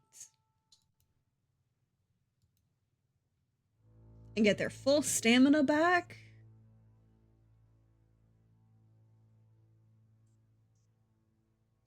Not that I think George has any issues, because he does get he's probably at full hit points at this point. Yeah. I'm still in the healing circle. Do I get my... Yeah, you would have recovered. It's 3. Now that you're back in your own body. Your body was in the healing circle for the entire 10 rounds. So I'm full. 30. Yeah. Yeah. 30. and you are fully recovered of stamina. You rest very well. Can I get each of you to roll me a d100? Mm.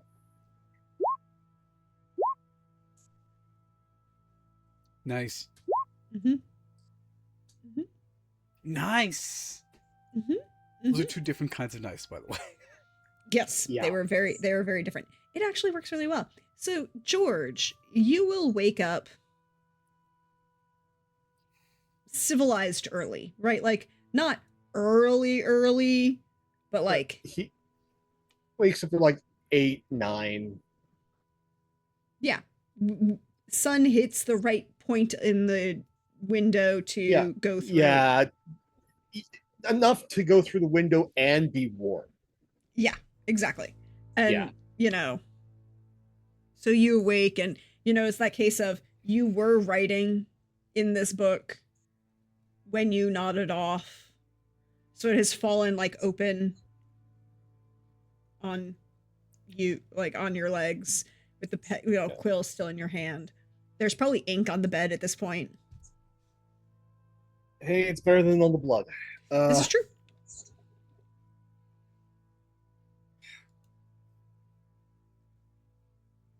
That was unfortunate.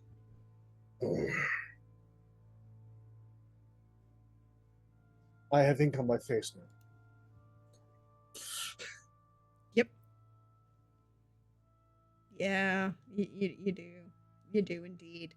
And of course, if you look at your book that you were writing in, the last two sentences just make no sense. Like, there are words, but they're not.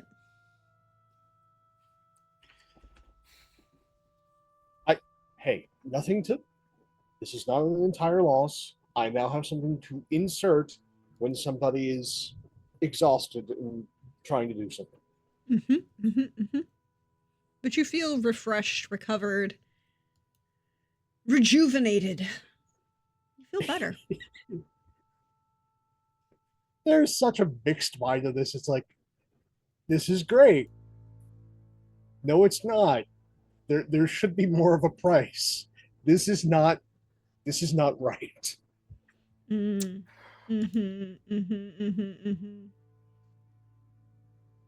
Speaking of prices, hey Carrick, Yeah. you're awake. Mm-hmm. You're in your room and in your bed.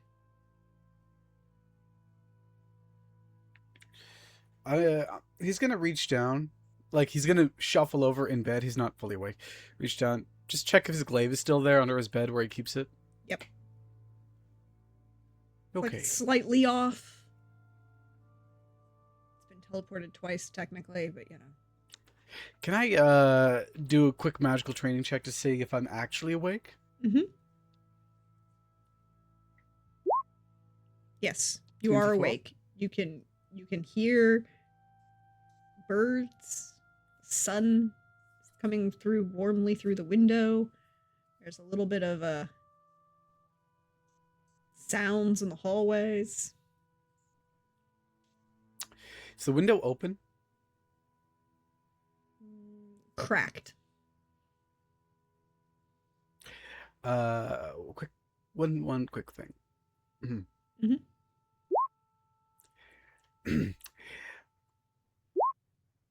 It's closed now. That's a level of passive aggressive we all wish. It's like goddamn bird. And then Carrick is gonna go right back to sleep. Great. Peace.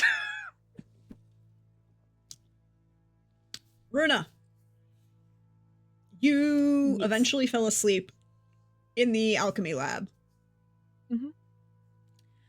Roll me a physique. Oh.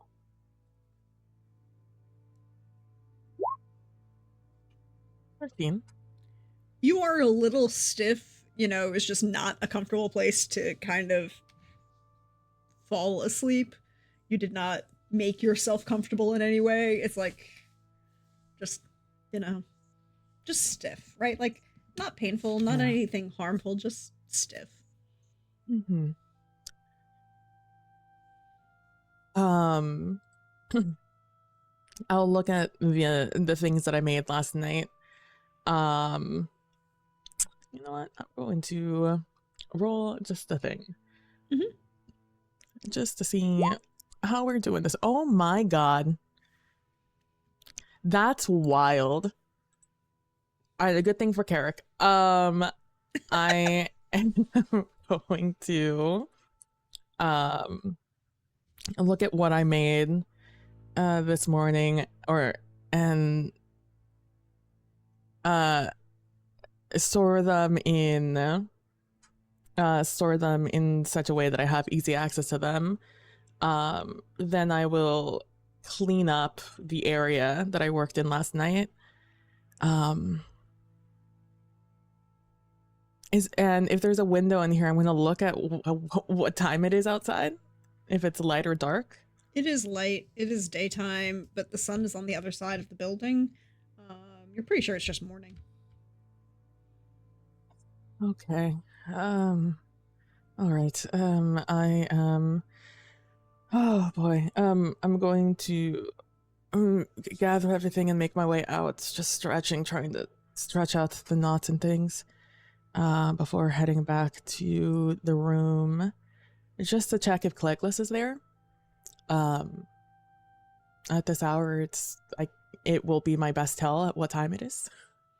She is not. There is, however, like a covered dish on the side bedside table of like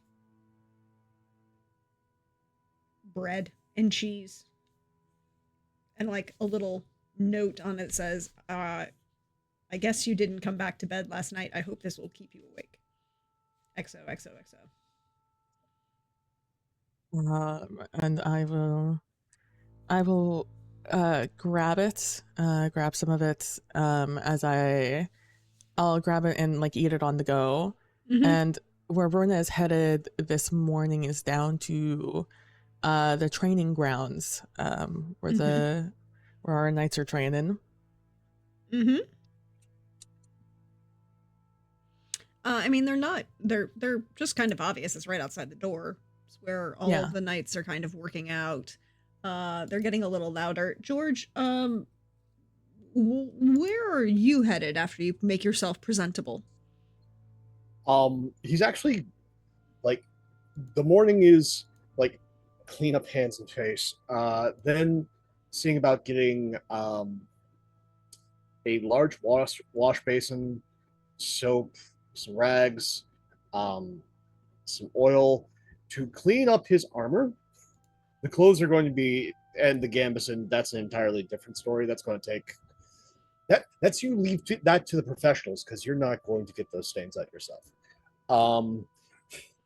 But those are as for already the- disappeared. The wait staff has Yeah. already taken that. Yeah, but the armor itself, like the little bit that got on that's his responsibility. So he's going to do that, clean that up, and then after he makes himself presentable, like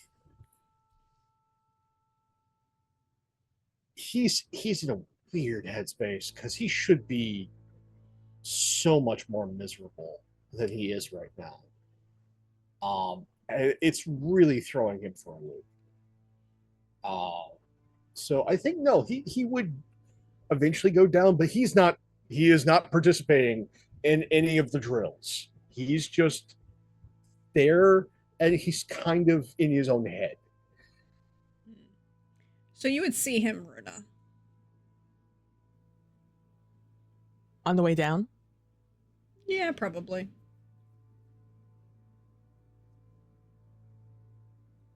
Good morning, Sir George. Where are you headed off to this morning? I'm just here right now. No need to worry.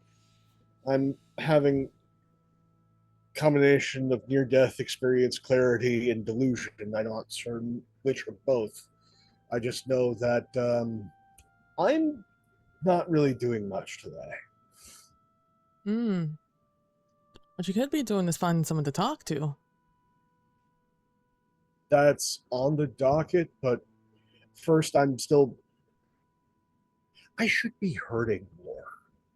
I don't hurt.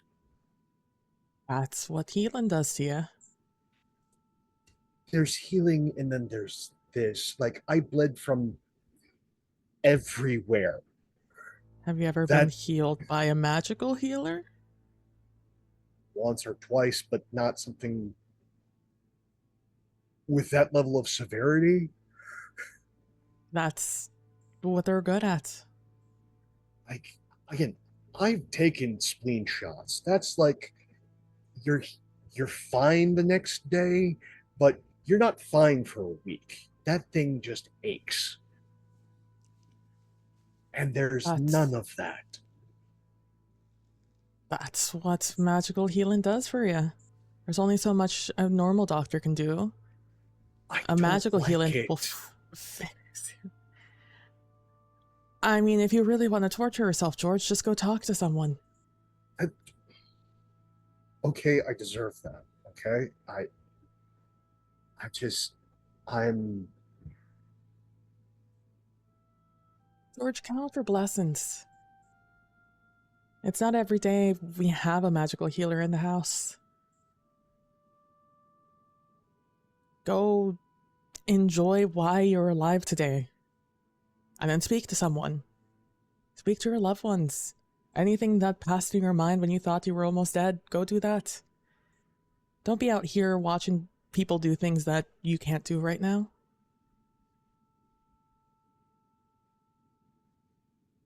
I just don't know where to start. I honestly, there's the list is too long. I Start with the closest.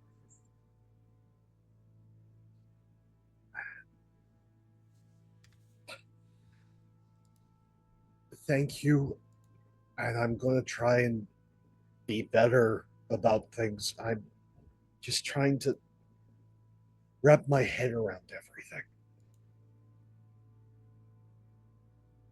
Look,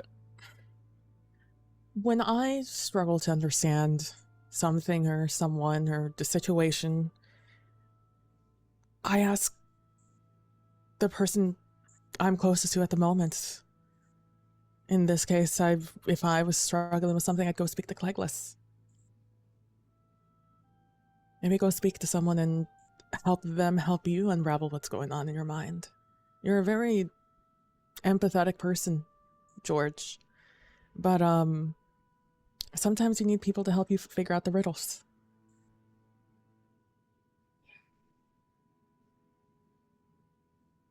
I'm of two minds. I can either be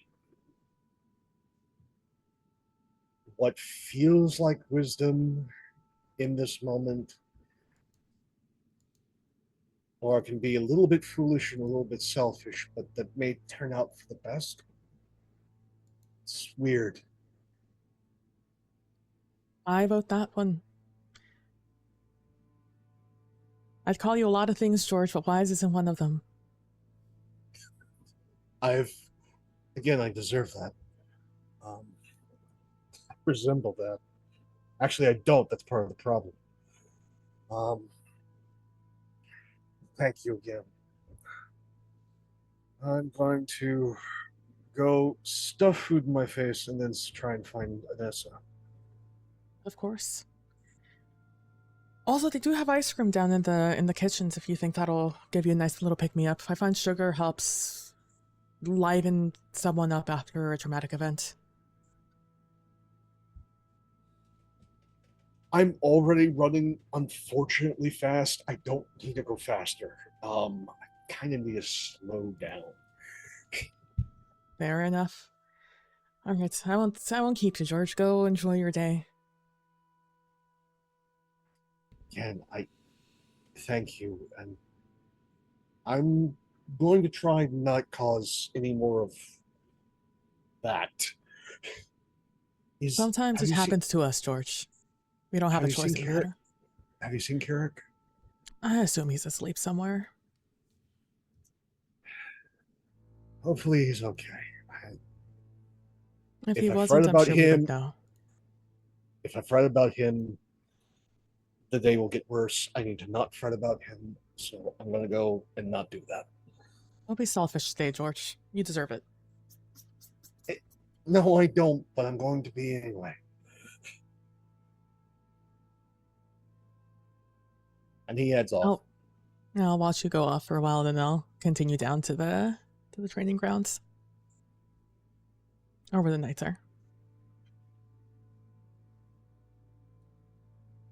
And I'll go up and oh my god, what are their names? Oh no. We have this lovely document. We do. Oh, there's so many people in here. Oh, where are they? Where are they? Hold on. Look to the 20s. Hold on. Just one sec. One sec. All right. No, not that one. That's a guy trying to kill me. Nope, not that one either. Or that one.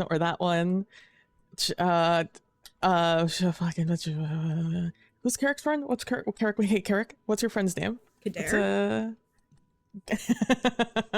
Which friend are we talking about? My Your friend Connie- or my friend? There's night Connie. friend. Oh, Creefson. Creefson.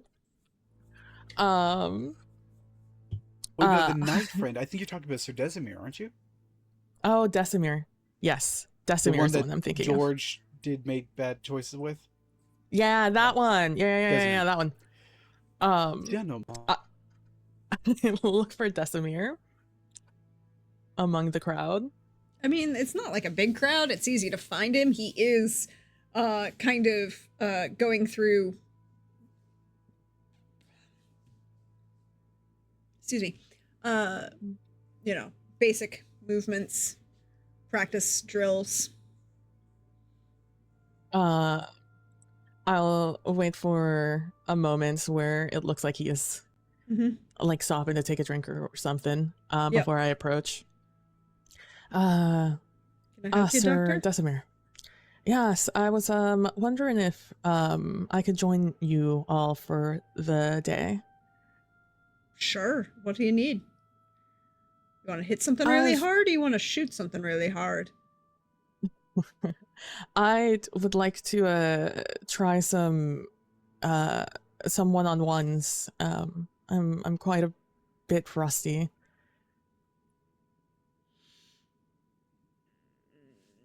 Because he's better than he was the other day. Let's see. Let's see how he does.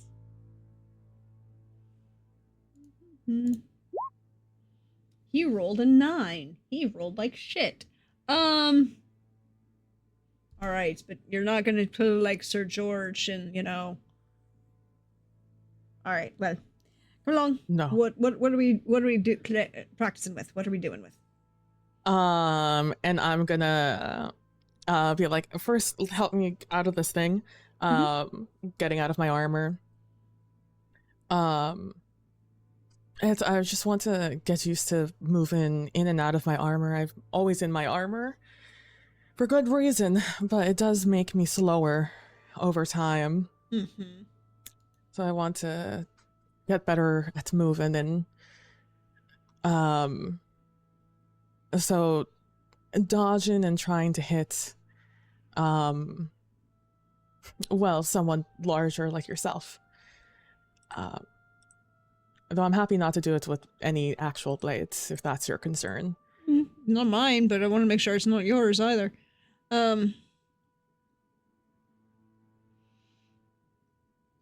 So, in that case, could you roll me an athletics first?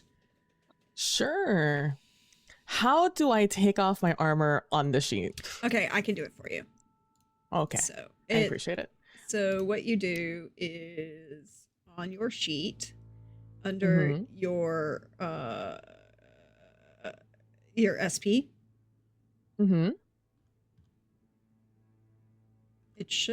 It says you have an encumbrance value of 0, right? So why is it still... Ah, there it is. Okay. Doop. There you go. Oh, thank you. You need to make sure Athletics? the big one, the one at the top for your says 0. Gotcha. All right. Athletics is somewhere on this sheet. under Oh, at the bottom. Oh, reflex. Yeah, Athletics is under dexterity. dexterity. Sorry. Well, technically, it is also under reflex. It's just not under reflex. It's Oh. because the reflex section is under the is above the dexterity section.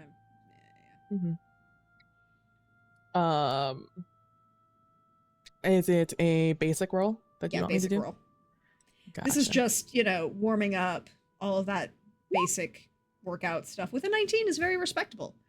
Get some good stretches in. It's easy to move your armor. There's a little bit of weighting, lifting, all that good stuff. Mm-hmm. And then he will kind of get you drilling in with brawling. He'll start first with like unarmed and then work you through up to being like with attacks from weapons of a variety of sort. This will go on all day. Wrong person. Desimir. So I'm just gonna roll like brawling, couple fast strikes. I, for all intents and purposes, do want to get hit. Just for the record, I do want to get hit. Oh, okay. You can roll some dodges then, because he's going to shift to swordsmanship fast strikes. Okay. For each attack, right? Yep. Oh, good. Hey, Dice, you and I were on the same page. Well, he's Okay, not doing any like these are you know, strikes that are not non-lethal. So yeah. So he will definitely the first couple, like, you are not dodging any of his strikes so far. Let's go. Well, tell him not to roll plus 17 and 9s. I dodged that last one. Yes, you do. Sorry, I was off one. You do dodge the last one. Like the last like hour of it really does kind of, you know, like the last couple strikes right at the end have kind of cleared up. What are you looking to get out of this? What is your goal here? Looking to get injured in such a way that I feel pain, because I would like to test out a certain concoction someone made last night. Oh, no, you can feel pain. You'll feel pain. Good. Yeah. That is the goal. Also, you know, get something out of this Desimir thing, because I don't get out of my armor very often. So it is still just like I'm still learning. I'm not like out here just being like blah blah blah blah blah blah. When you start hitting me, I am actively going through his regiment with him, in good faith. No, and you will get hit a few times, and even though he's like pulling to non-lethal, he's not pulling his punches, right? Like, yeah, which is totally fine. It's training. It happens. All right. So at the end, like a good hour. All right. Yeah, it's like all right. Oh, it's been a while since I've done that. Thank you, Sir Desimir. How are you feeling, by the way, after your entire ordeal? I'm doing all right. Yeah. Good. All right. Well, if you need me for anything, you know, just ask. You feeling okay, Doctor? Yeah. Just like I said, not every day. I usually if I'm doing training, it's for reading and doing alchemy stuff. But you know, if I'm going to continue to be in situations like I keep finding myself in, I need to make sure I at least know what to expect. Yeah. Don't forget to walk it out, right? Yeah. Oh, don't you worry. With these little legs, I have to walk it out everywhere. There's like this subtle laugh of like, should I laugh at that? You know what, you said it, I can laugh, right? Like that. Yeah, absolutely. And I'll pat his arm. Like, all right, I'll be off. Don't go doing anything stupid now. Hmm. Can't be promising anything, but will probably be not. So I guess the best I can ask for. I say as I'll carry my armor back inside. And I'll go back to the bedroom and I'll change and everything back into the armor after cooling off a bit. And then I will take out my concoction and I will drink it. Roll me physique.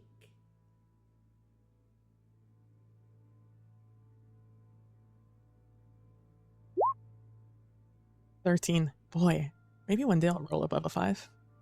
So, good news. You do not think what you have is addictive. There is no immediate vomiting. There's no immediate, like, allergic reaction. There is, however, that disorientation of, like, really good painkillers. All right. Yeah. And I don't hurt anymore. No, you don't hurt anymore. You are not in pain. You can write down a note that you have a recipe for your own painkiller that will take. You can use your herbal remedy to make now. It has a DC of 17, and it will last, 6 hours. Oh, shit. Okay. And it can cause disorientation, right? Like it's that level of high level painkiller of don't drive a vehicle when you take it kind of level. Yeah.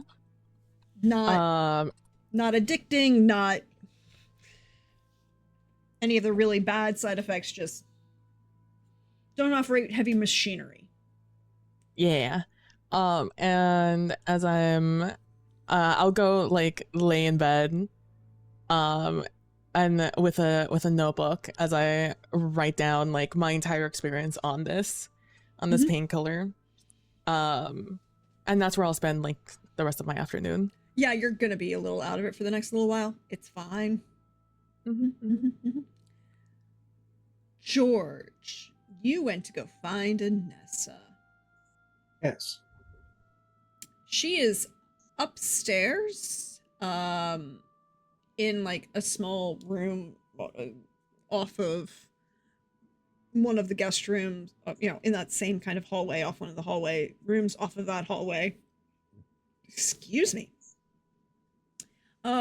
Where you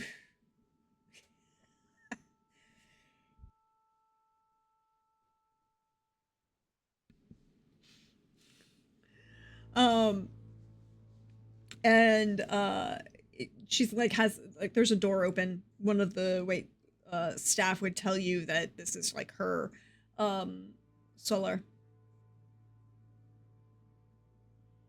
Just sort of like peeks in first. She is seated with a large bag of yarn at her feet and like a number of pieces of paper spread out in front of her as she's going through and working quickly with a crochet hook and then flipping back and forth, pausing occasionally and flipping back and forth between the documents. And she kind of looks up and goes, "Come in. You Thank are much better, I take it?" Yes, and before you say it, I'll say it first. We have to stop meeting like this. I think we do, but at the same time, I'm going to take this as a positive. So, tea or something stronger? I feel surprisingly well. Tea is more than enough. All right, then. I have another question for you. Yes. Are you going to sit down or are you going to stand there looming? I'll sit down. I'll sit down. Um, she'll like put set her yarning hook down for a moment and then like lean over and lift what you can see is like there's a kettle on a small brazier to her left, kind of like in the windowsill, with a couple glass mugs, big, heavy, old-fashioned, just hand thrown. Um, Nothing ostentatious, very plain actually, almost unglazed. Well, fired and glazed but not colored to make them more water resistant, to make them, better for heat, hot liquids. And then she'll hand you one as like picks up the hook and yarn and focuses on you and says, "All right. The good, the bad, or the would you like a laugh?" Probably all of the above, but I'm I'm dealing with, as I told the good doctor, some post near death clarity and delusion. I figured out it's both. Well, it sounds like something that would happen to all of us. Yes, but I hope for both our sakes you don't come near exploding. Usually not. I strongly suggest against it. I would take that under advisement. Why did you attempt it? I didn't know what I was doing. I was just informed that what was happening was dangerous, and Carrick said that he needed my consent. I told him no, and that didn't stop him. And so I tried to stop him, not knowing what was going on. And apparently that was me trying to cast magic. So he told you not to do something and you did it anyways. Yeah, I'm not going to deny it. So perhaps we move on to the point of her standing rule. If Uncle Carrick says not to do something, we don't do it. Fair enough. I definitely have earned that advice. I just wish he would occasionally listen to me. No, I would wish you would listen to anybody. Yeah, but if you're asking for my consent and I say no, that usually means that you don't do the thing. Well, I don't know the full understanding, but usually that means that he's asking for something in particular, and then I don't know. I wasn't there. Well, I'm not going to try about him. I'm going to try and do less of that. I would take that under advisement. Would you like a brownie? That would be lovely. And she kind of reaches over to like next to the kettle and hands you, baked goods. So, next step in this, before I get all sorts of twisted up and maudlin, Mm-hmm. playfully, you need a bigger library. Or you need access to one. Both, yes. I mean, it's nice to have the classics on hand, but there's more to the world. There's more recent fiction. There's good stuff, and there's stuff that's other than mine. It doesn't need to eat up a shelf. Mm.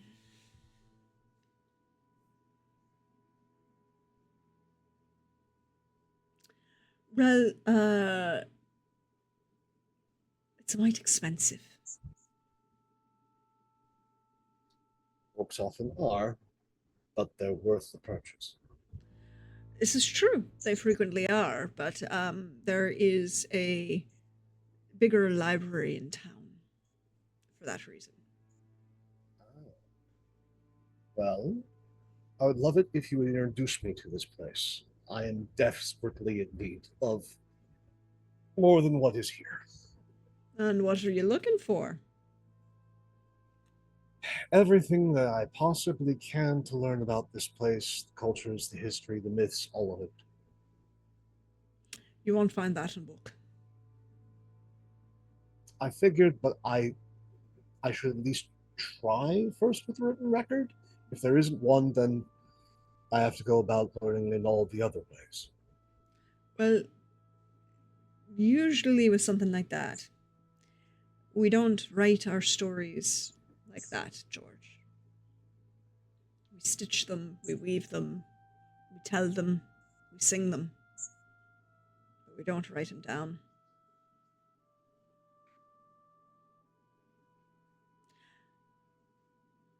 Now, if you want to learn some of the stories, I can introduce you to some folks. I definitely would like that. But probably not immediately, but I definitely like them.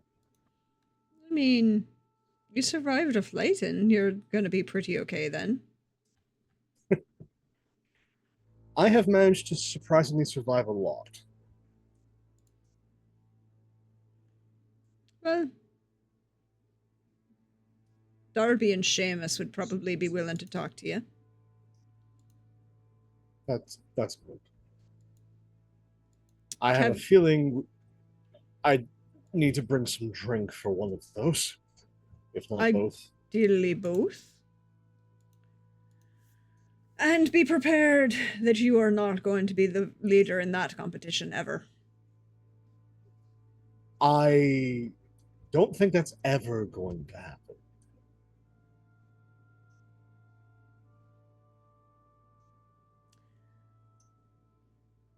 All right, then. What are your plans for the day, then? Well, continuing our conversation for one, I'm realizing that just the degree of out of depth that I am, and that there is, I'm going to have to do a lot of changes, and I need to ask for a lot of help. And I know the way things are done far more subtly. That is not going to apply to here and shouldn't.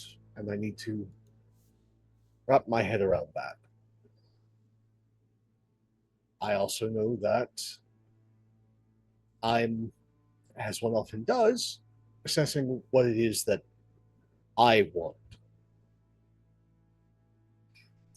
And in doing that, I have come to ask you, what do you want? Pretty sure I answered that, George. Yes, I'm just making sure, given recent series of events. I am finding them mildly entertaining.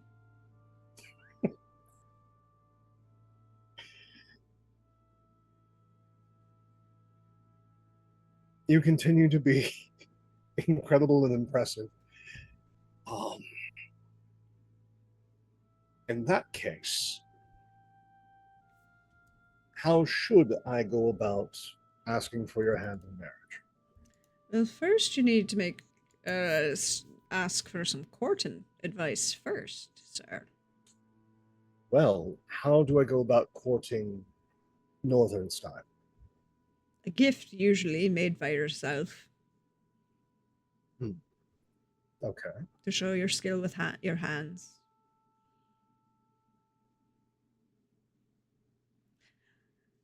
A gift of words.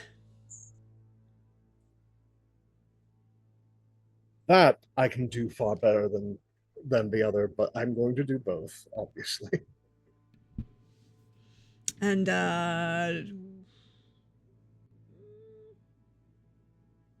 I think I'll let you have Uncle Carrick as your negotiator, because someone has to negotiate in good faith for you, and I'm choosing my grandmother. I'm doomed. Okay, good to know. Aren't we all? And she'll kind of lean forward and like pat your hands on the table and just give that slightest little smirk smile that you've seen both Carrick and Madras give multiple times. Yes. Oh, I am absolutely doomed. Okay. Well, I don't get to necessarily choose the price I pay for my misdeeds and foolishness, and I can see that the universe has declared that this is the price that I must pay. All right. I mean, it could be worse. I mean, I didn't explode, so You could be trying to I could have said you had just had to negotiate with my grandmother by yourself.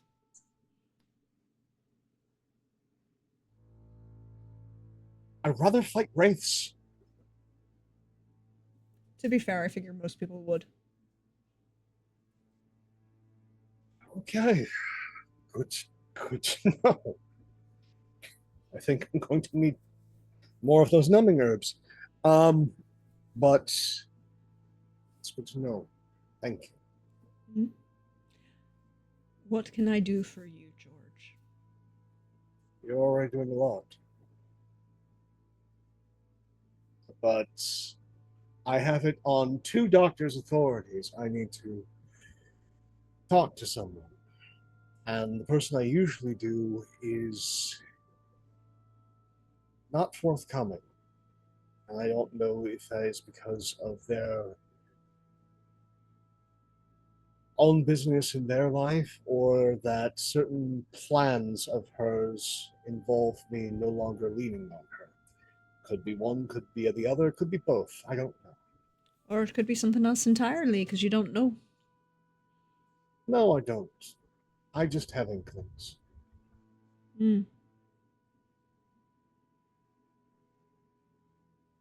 Well, until the woman in gives you her own opinion, remember that inklings are just stains. Anything could have caused them. Often I do woke Hmm. up with stains. You still have some ink right here. Of course I do.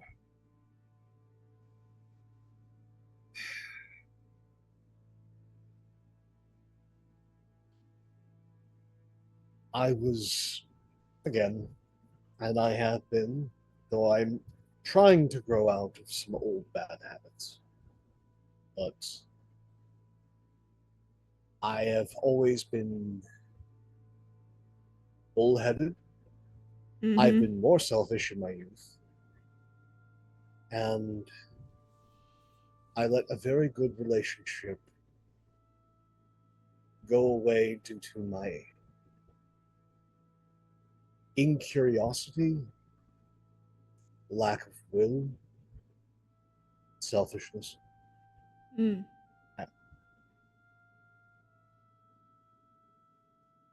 I failed Cerise. Did you fail, Cerise, or did you just not engage? Because one is very different than the other. I pulled away and then I didn't engage. George, you are like my uncle in certain ways. Chiefly among them, the belief firmly in your own selves as the cause of everyone else's ills. And and that you are the only person that can fix them. I say this because I would like to remind you that any relationship both parties must participate in, regardless of what kind of relationship that is.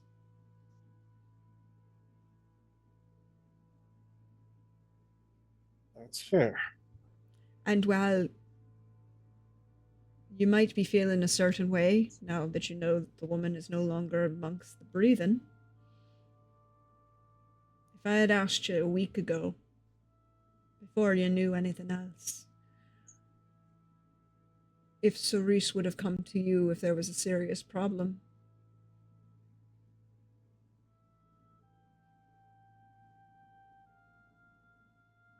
we sort of fell in with each other because we were very much alike in certain ways. And asking for help is not one of them.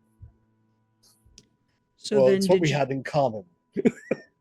so then did you fail her, or were you just not there?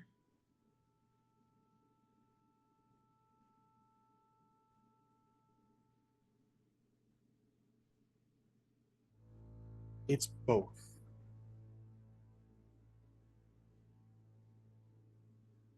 Because there are certain things that when you do know someone and love someone, there is that voice in the back of your head that tells you what your best self should do in a situation. And I ignored that voice.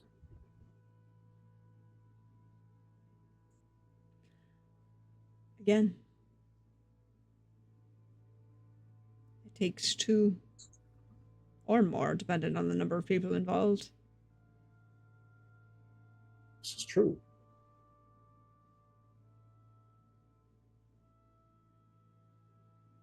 But I'm fairly certain part of the guilt, part of all the mess that I've gotten myself into, has been not voicing what I did wrong, running from all of it. Don't forget to voice what you did right, too. I'm not very good at that. Well, isn't it grand you got me for that? It is.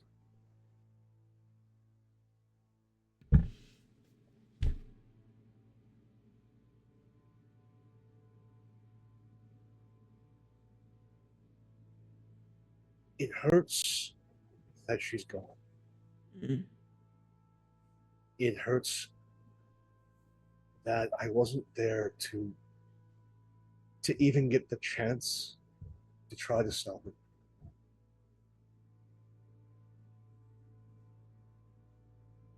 I have a lot of things that were left unsaid that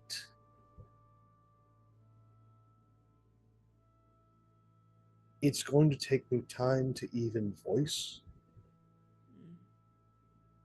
but I'm going to voice it eventually. But I can't force it.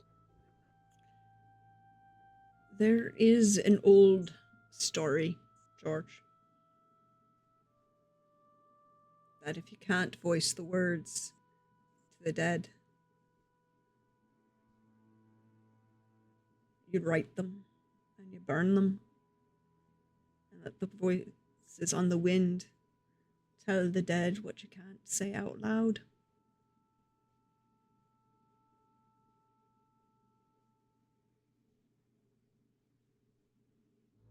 Didn't know that one.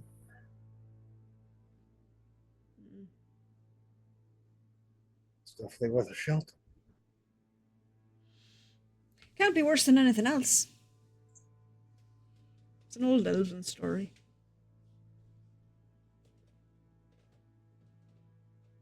Now,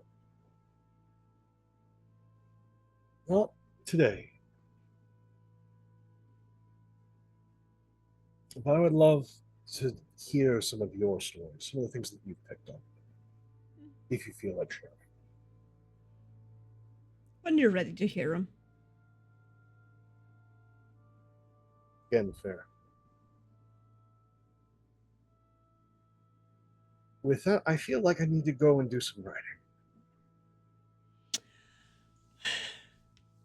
And make sure that somebody will bring you something to eat. I'm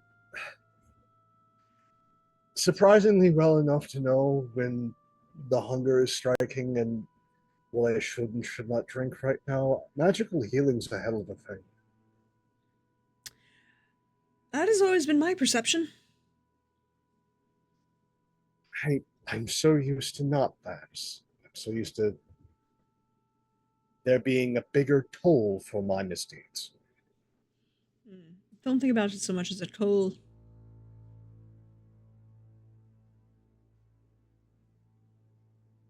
Anyway, thank you again. You're welcome. I have a number of projects ahead of me, apparently. And I will be here reading through this, among other things. What is this, if you feel like sharing? Reports on individuals and movements of citizens and civilians through Kedwin. Intelligence. Well, if you can call it that. You can. Well, if you need company, feel free to send word. But otherwise, I will leave you to it. I, again, have surprisingly a lot on my plate now. Have a good day, George. Take care of myself. With that, he gets up and he leaves. Carrick. You had a lion.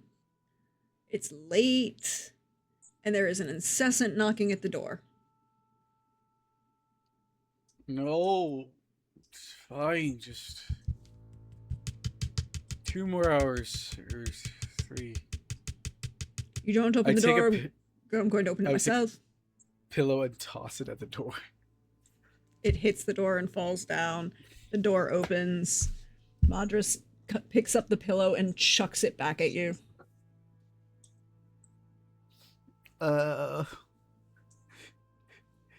Just for the hell of it, I catch it.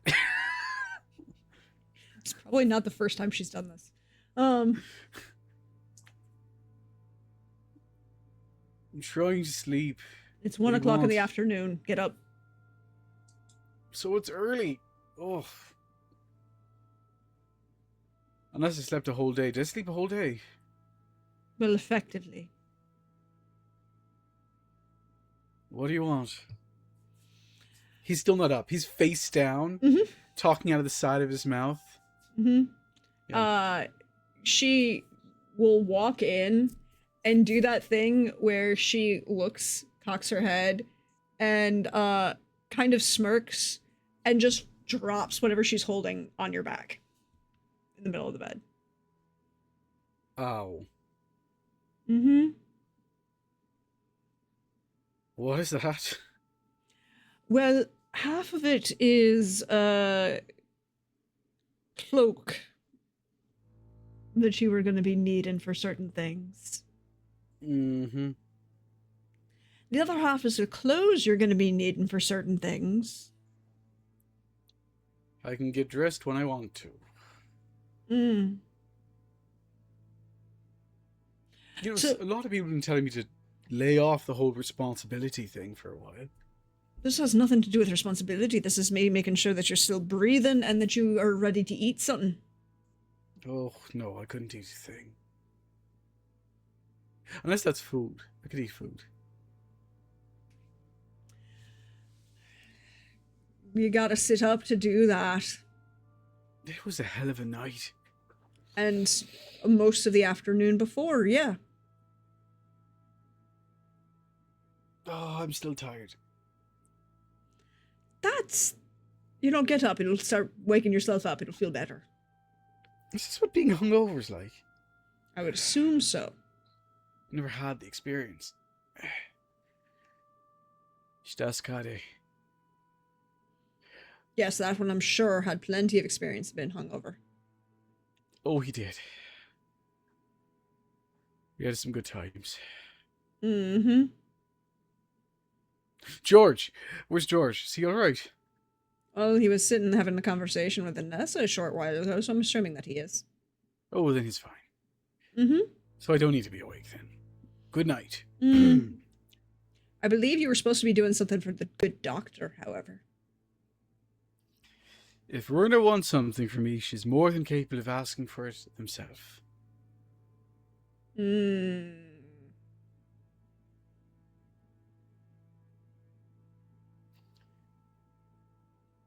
Listen, I'm your older brother. I rarely pull strings, but I really would like to sleep in. It's 1 o'clock in the afternoon. You slept in. Tell me that tomorrow at 1 o'clock in the afternoon. Fine. Sleep. That's good. Mm-hmm. You alright? Totally fine. Anything on fire? Nope. Good. Absolutely nothing. Charlie alright? I'm assuming so. Good. Mm-hmm. I'm going to leave now.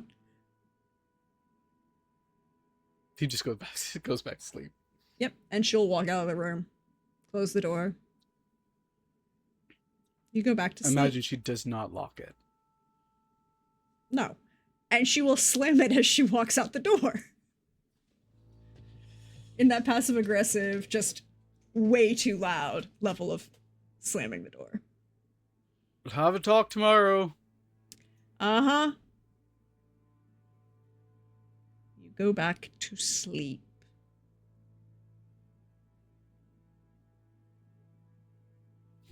Roll me a D100.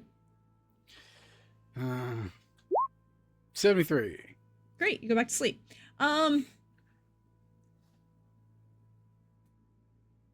Runa's resting. George is writing? Yes. Mhm. He is going to sit and struggle to do as Anessa suggested and try and write the words Mhm. to Cerise. I'd like to actually make a roll. Sure. And we're going to spend 2 luck.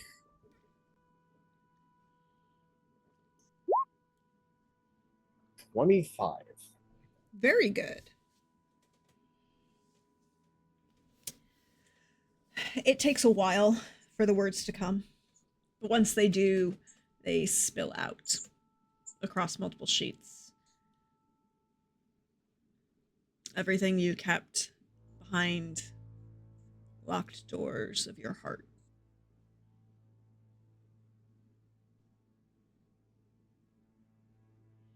The words to Cerise, but also at the same time, words to yourself.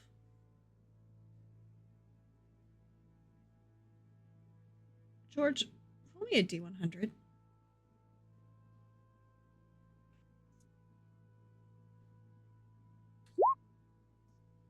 Oh, just one off. 68. Good to know. It takes a while to get through all of the words you have to say. A couple hours. A tray is brought with sandwiches and left next to you.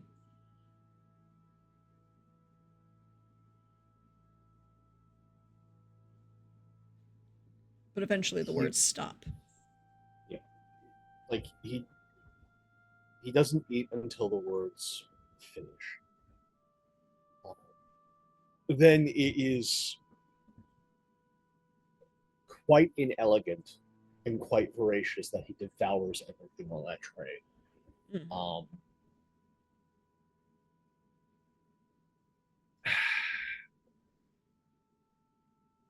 And then he's going to check the time. It's probably mid to late afternoon by now. He's going to take what he's written. Mm-hmm. Make sure he's somewhat decent. And then he is going to walk out and going to walk up to the Voices place. Out to her cottage. Croft. Yes. We'll put a pin in that. Come back to it in a moment. Runa. Yes. somewhere in between me sitting down and writing symptoms down and realizing that nothing has like changed in the last hour or so, I will stumble, emphasis on stumble, out of bed to the door, and I'll flag down someone. I mean, Charlie's kind of wandering around in the halls looking. Ah, perfect. Charlie. Yeah. Hi. Oh, okay. Could you get me Con Air? Sure, I can try. I guess. Are you okay? You look a little. I'm fine. And he'll fine. reach out and like hold your shoulders so that you don't keep leaning from one side to the other. Oh, thank you. Strong for your age. Yeah, I'm fine. I just, if you can go get me Connor, that would be amazing. Really appreciate it. All right, I'll go try and find him. Great. Thank you, Charlie. Mm-hmm. And I will, look around. As he leaves, I'll close the door. I'll look around and be like, is there anything sweet in this room? And I'm gonna, like, start searching around, scrounging around maybe, to see if there's any, like, candy in mine or Cleglis's things. Anything sweet to give to Charlie on the way back?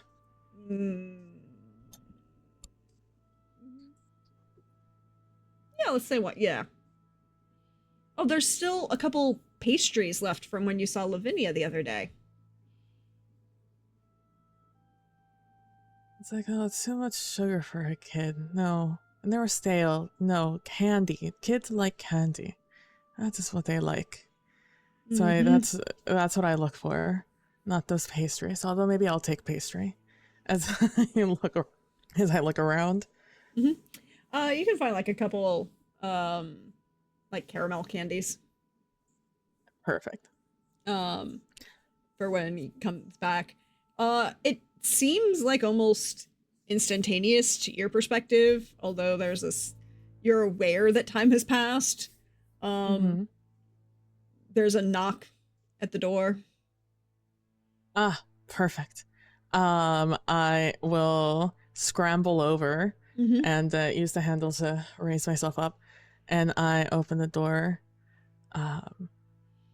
And I see Charlie first because he's at my eye level. Yep. I'm like, oh, Charlie, here. And I will reach for one of his hands and I will fluff the candy down into it. Thank you, doctor. Have a good one. Bye. Yeah. Bye. And he scurries off. It's a fast one, that one. And then I'll see a leg. And I'll look up. Like, oh, hello. Hi. Good, you're here. You're in the house. I have a question for you. And he'll kind of turn you around back into your room through your shoulders and like close the door behind him as he goes like, are you okay? Yes, I'm fine. I'm just running an experiment. It's going well. It's going very well. I'm better at this than I thought I was. That's no point to this though. If you are like your mother, could you look in my mind, see a place, and be able to teleport there? Yeah, sure. Where are we going? Good. Then you have my express permission to look at my brain. It is a clearing, that I frequent, that I want to make sure looks nice for when I propose to Cleglis. Sure, but don't you want, like, Carrick to do that for you? We're always busy. I asked them to help me have a child like a month ago, and we said, do you guys see a child? I don't have time to wait a month or more. I'm planning to propose in like 4 days. What's today? Well, it's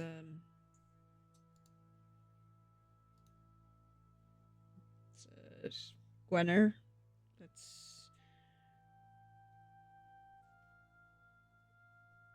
What day are you trying to propose on? Tuesday 18. if I were 80, there I'd be. It is on the full moon in a few days. So 4 days then? 4 days. Okay, not that much time has passed. Yeah, in 4 days. Mm-hmm. And I still have to go pick up the ring in a couple of days. I have to speak to a retainer in another whenever he fucking gets here. So, there's no time like the present. And this is the present.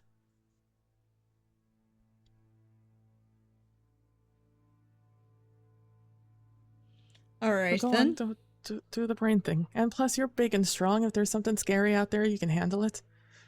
I can definitely handle it. Are you sure? I'm just making sure you don't want to tell Carrick before we do this. Who cares what Carrick thinks? You're my family, not Carrick. Ooh, all right then. Let's go then. Are you sure you're okay to do this? Yes, it's fine. I can keep my eyes open. Mm-hmm. That's all I need to do. I just need to make sure the place isn't trashed by some random beasts that are out there or worse. All right, well, think about where we're going. All right. And with like pure clarity, if there's any thoughts running through her mind, they're all garbled, but this one thing is not. Because this is also her happy space. So there is just one spot in her mind that she can always be sober enough to think about it's that. And she will just think about it real hard. The clearing with the trees and the plants and the things. Mm-hmm. He goes to reach for your mind. For a moment, he pulls back his hand. He kind of shakes it. He's like, squints. Well, that's a disconcerting sensation. I vote we don't have that happen again. And, all right. Ugh. Kind of What blinks a couple happened? times. Nothing. Nothing. Everything's fine. Ooh. Clearing woods. Grant. Got it. Butterflies are unique. Let's go. As he kind of like brings the axe up to cut through reality and create the portal to guide you through. That never gets any less weird the more you all do it. Well, It's interesting. we all have to be unique and interested in our own ways, cousin. You're right. And I will grab for his hand, to help guide me through the rift. Hey, Carrick, roll me a magical training.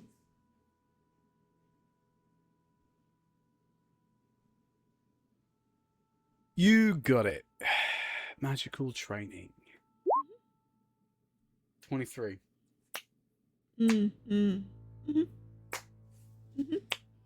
So you are sleeping. Yeah.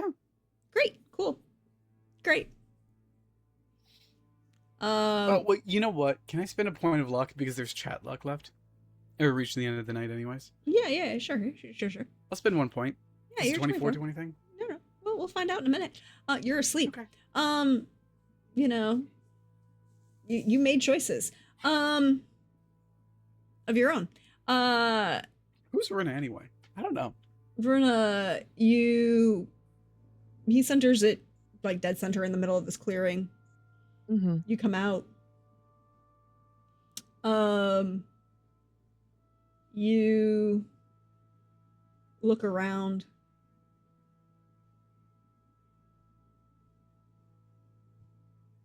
Does it look all right? Roll me an awareness. Sure. I'll have some luck to this. Like Eric said, it's the end of the night. 25. So would you like the good news? No, do the bad If news. there's Bad news. if there's bad news, I'd prefer to hear the bad news first. Cool. There is unfortunately bad news. Um, clearing, pristine, looks great, absolutely fabulous. Mm-hmm. Small itty bitty teeny tiny problem though. Mm-hmm. Mm-hmm. The fire, the forest around you is on fire. Actively at this very moment in time? Oh yeah.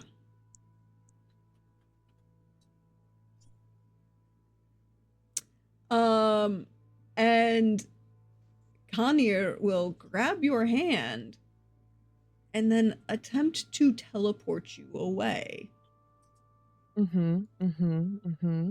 instantly, right? Like you both come out, you're looking around, the clearing, beautiful, perfect place for a picnic, absolutely great. Forest fire. Big old forest fire. Yeah, Carrick. Yeah. Do I know that they teleported? Oh, you do? Do I know where they teleported to? Oh, in a minute you might find out if you do. But I have a bigger problem for you, Carrick. Uh-huh. You're asleep and not going to wake up.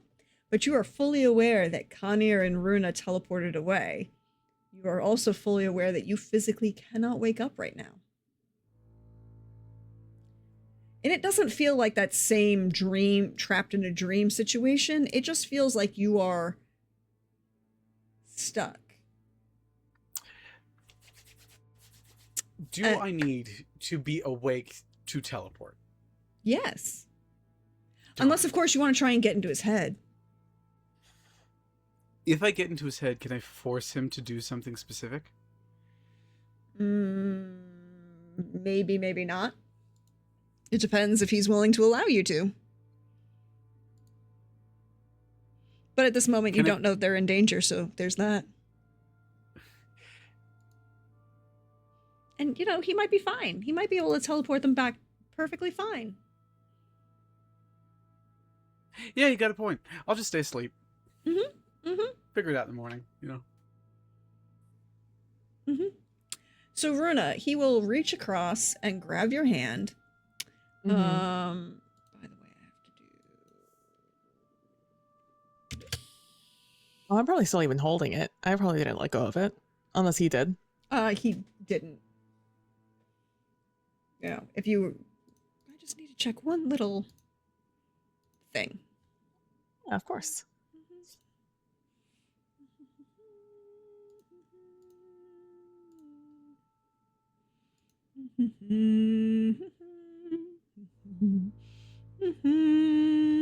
Trying to remember.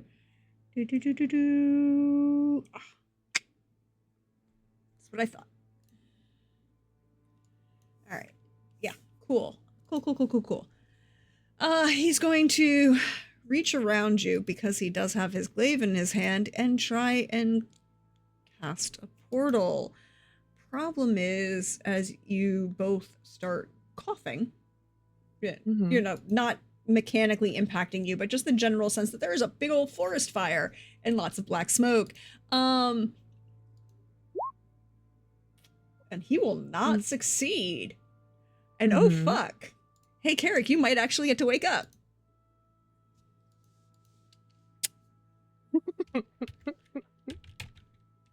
Uh-oh. I don't know what's keeping me asleep, so I don't know what's going on. I've got no clue what's happening. Oh, I'm just asleep. You. Right now I'm dreaming of someone. I shouldn't tell you who. Okay, so that's gonna happen. 1, 2, 3, 4. You know.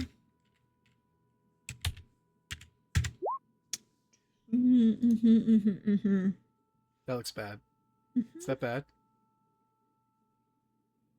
There is, well, he fumbled by 8. And he is not from Banard, so he can't, you know, magically make that fumble go away. Skill issue.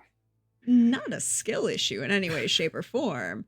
It's literally a skill issue. It's a training thing. That's a skill issue. No, it's just a gift that you get given for being at Banard. He has other gifts. I don't want to. Yeah, his gifts don't matter. Well, he's gonna take the 8 damage. Is not the problem. The problem is that then there's a burst of air and that explodes outwards. Runa.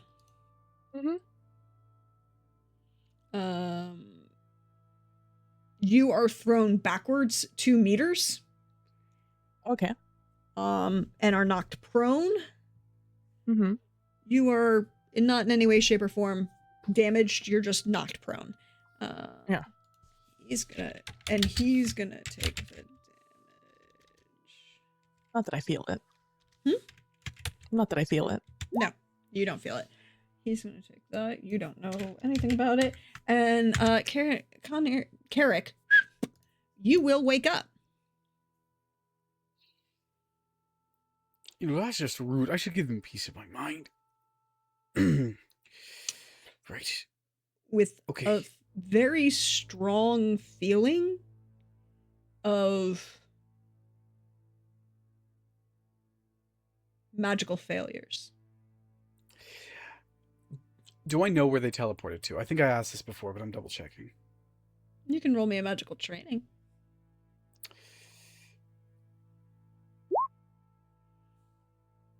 You know that you were supposed to go somewhere with Runa. So he said, like I said, he said that's just rude. He's going to pick up his glaive, and that's when he feels the magical fumbles. So he's taking it a bit more seriously. How much luck is left in the chat? 3. That's great to know. George, you mind if I use 1 or 2? Do you mind if I use all of them? Use it all, considering this is a life or death situation. We'll use 1 right now. Okay. Just to teleport right in the middle of whatever the fuck's going on. Mm-hmm. The middle of the clearing. Middle of the clearing. Roll me an awareness.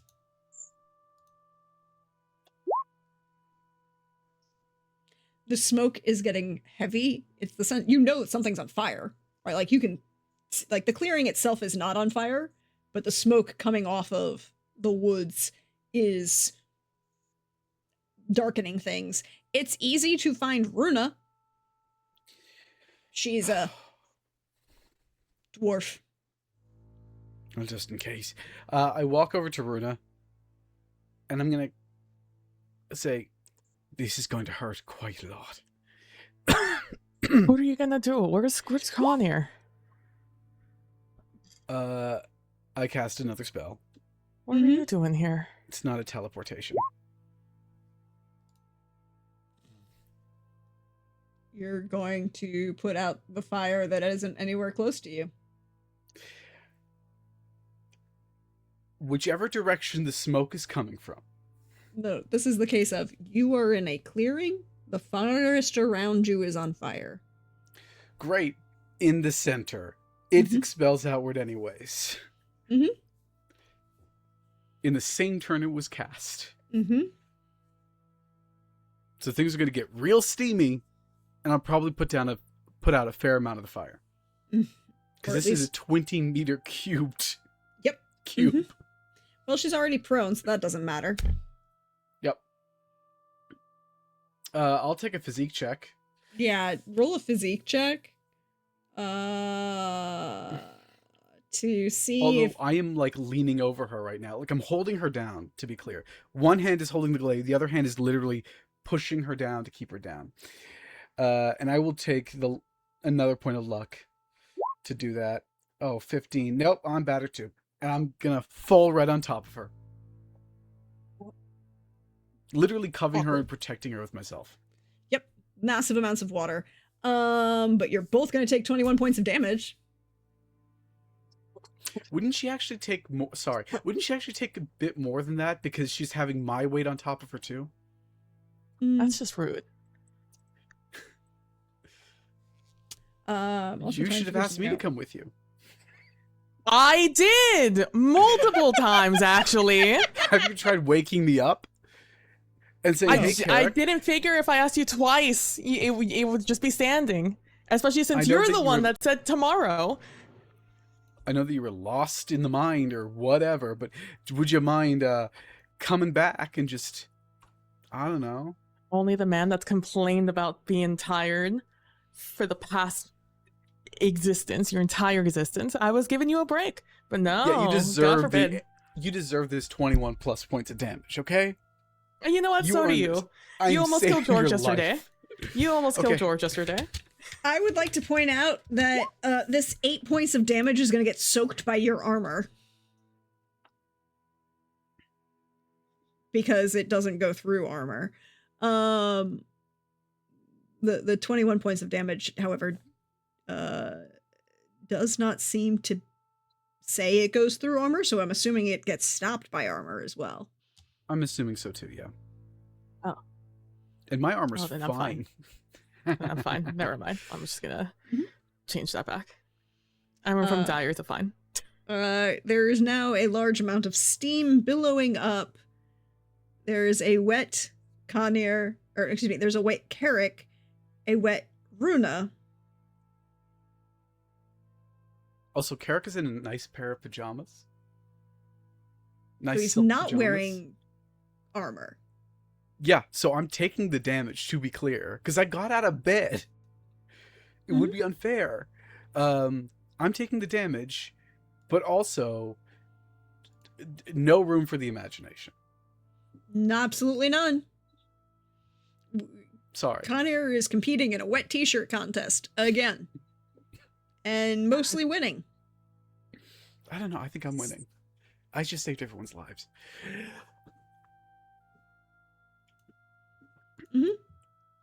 What are you? Get off of me! What? what? What are you doing here? What do you think I'm doing here? I'm saving your blasted life. Conir, call out. Call out, you fool. Which direction was he in? I got pushed this way from, I think, over there. So somewhere over there. We were in the middle of the clearing. And then I something walk in the exploded. direction she stated. Keep in mind, my feet are bare. Mm-hmm. It's grass. It's now wet grass. Kind of cold because it is still a little bit early spring. Or spring, I should say. Not early spring anymore. I got exploded over here. And Connor was somewhere over there. Might I do an awareness check to see if I can find Conir? Sure. Actually, hold on. Can I do a deduction check first in the hopes that'll give me a bonus? Usually, I think it would make more sense to do it the other way around, right? Because awareness is you looking around, the deduction is you understanding what you're seeing. Okay, well, I'm more talking about the fact that Aruna said, here's roughly where we were, and here's where Conir was, and I know where the trajectory of the water was, but... You've got a 36. 36.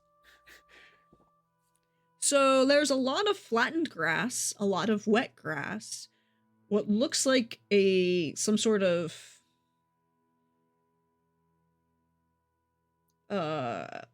you can kind of see what looks like a lightning scar, you know what I mean? Where if lightning has struck, you can see. Conir is nowhere to be seen. Anywhere. Where could he be? Well, you see what looks like probably the location of whatever magical fumble occurred. And Can use that to do a deduction check? Mhm. See if You I can get a figure it +2. out? Yeah. Or I'll actually give you a +3. 23. Well, you see where he should be based on what went wrong. But nobody's here. It's you and Runa. And what fire still rages around you. Although there's now a bigger buffer zone because, all the Wet. trees that are really close to the clearing are wet. Well, good news. We're likely not to get set on fire anytime soon. Bad news, he's not here. Where did he go? He was trying to teleport us back out. Probably teleported himself somewhere nasty. Spell misfired. Excellent work, by the way. Great job. Well, then find him. Can't find him. I'd have to search through the entire known continent and more. And, oh, sorry. No. He can go to different universes, Rona. And He could be in a ask land him. filled with shrimp. Then ask him where he is. I can't ask him where he is. Oh, I'm sorry, right. We'd rather him die in a different universe than ever speak to him in our minds, I forgot. Doesn't work. Telepathy only goes so far. That's not what I'm talking about, Kirk, and we both know it. That's what it is. So if you don't mind, get up. I'll take a deep breather, and then I'll get you back home. And then I'll put on some dry clothes. And then you're gonna look for Con Air, or just gonna I'll let tell you defend for Eleanor. yourself?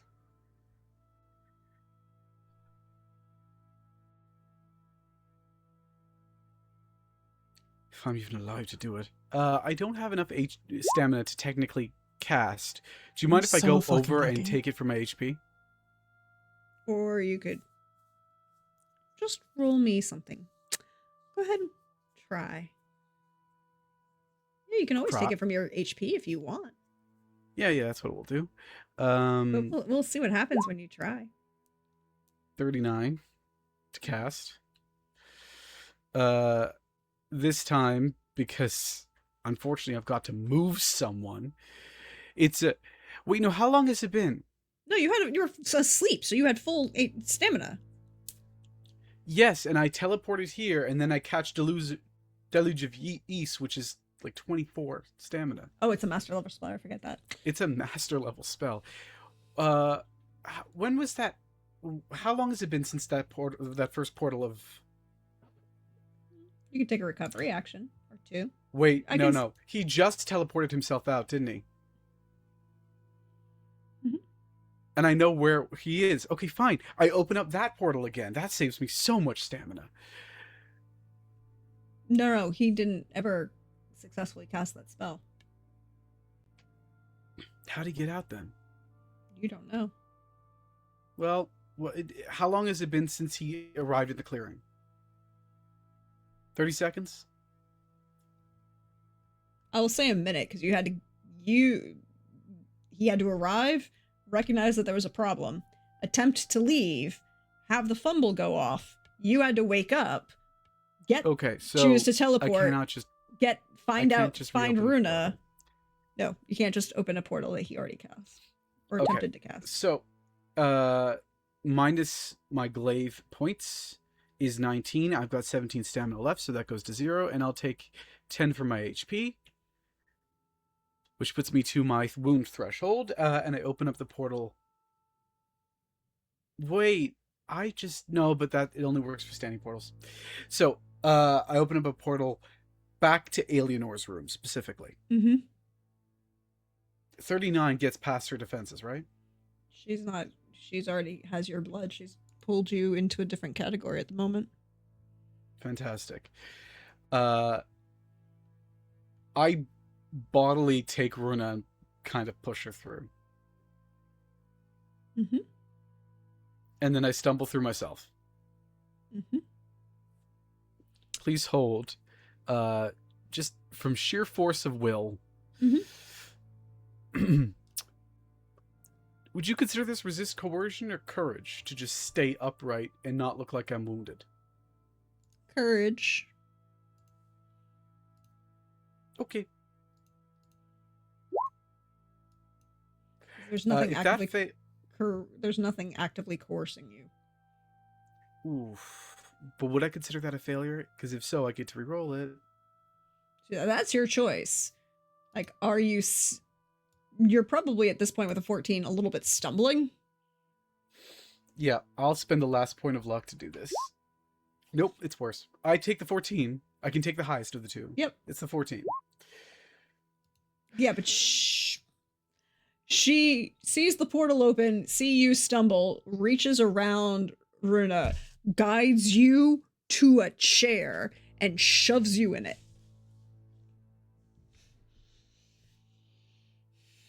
Well, I'm not keeping that portal open any No, longer than that. I was assuming it was a 1-round thing anyways. Sit and do something else. Runa, are you okay? I'm fine. Conyer disappeared, and we don't know where he is. In a flash of lightning. At least it looked like lightning on the ground. He attempted to teleport both of them out, considering there's a forest fire. There's no more forest fire, don't worry. Well, there's a slight forest fire, but it'll be fine. Oh. Okay, and the teleportation failed. Don't know where he ended up. I went to where he should have been, not there. Luckily, he probably was out of the area before I, battered everywhere with water. George, you went to go see the voice. Yeah.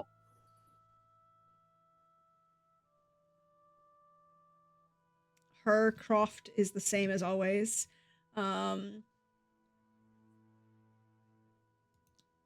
Sitting there, sun's shining on it. She's kind of sitting outside on a bench and carding wool at the moment when she sees you come up.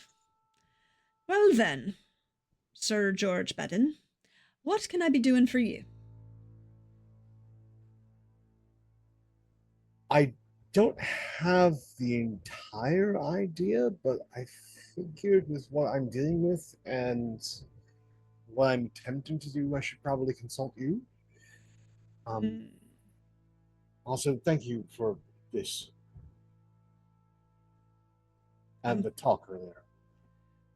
I'm glad that will be helping you. What specifically are you trying to do then? Part of it is trying to fix my cursed state. The other part is Nessa told me of an old elven tradition, but I've never heard of it. About trying to deal with one's last words to the deceased, write them down, and then burn them. It's a way of sending things off. Mm-hmm. But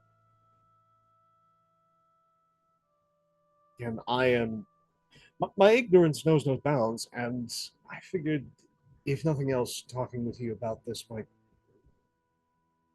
help. Well, I feel then you should come in and we should have some tea. Okay. And that's where we're going to end for tonight. So, there we go. How we feeling? How we doing? How's life going for you? A bit wet. Yeah, good but wet. Mm-hmm. One of you's dealing with their emotional fallout. The other of you are dealing with, physical fallout.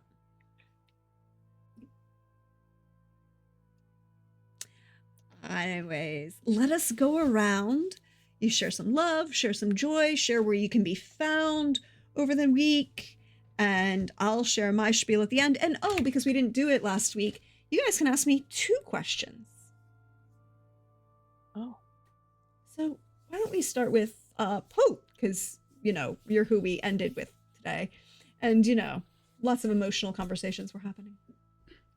Oh, good heavens. Hey, everybody. Pope here, Pope World Build on the internet. Blue Sky and start playing games. If you want to see more of my silly face, your next opportunity is back here in a week. Because right now, Nightmare of Destabrew is on break as we wish Lindy an excellent time on her gluten-free cruise. Well earned and deserved. And still working on the details and pre-production for certain Age of Sigmar Soulbound production. So, And what channel is that going to be on? That will be on channel Other Dog. Yes, with Jim. That Jim. So keep your eyes peeled for that as we get more stuff in play and working. George is in a good place. I am deeply frustrated. Like, of course, when things are like George is starting to actually deal with his bullshit, what should happen? More bullshit. It's just water, man. Conir is missing. We don't know with how or what. A forest is on fire.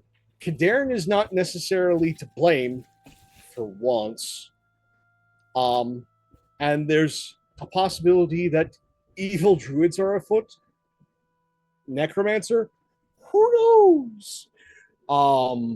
But today was absolutely delightful. Of course, Rune would also join us as being this group of disasters by being a doctor that tests drugs on themselves. Because of course. Just and then like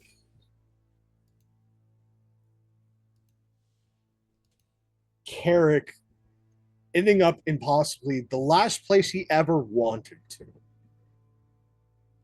In trying to run off and track something down. Of course, of all the places in the entire world, of all the minds to touch and wander across the blind eternities into, it would be his grandfather. And of course, that exchange would be strained and in unwell. Of course it would. Of course it would. So yeah, it's just I guess it's my turn to be frustrated with these characters.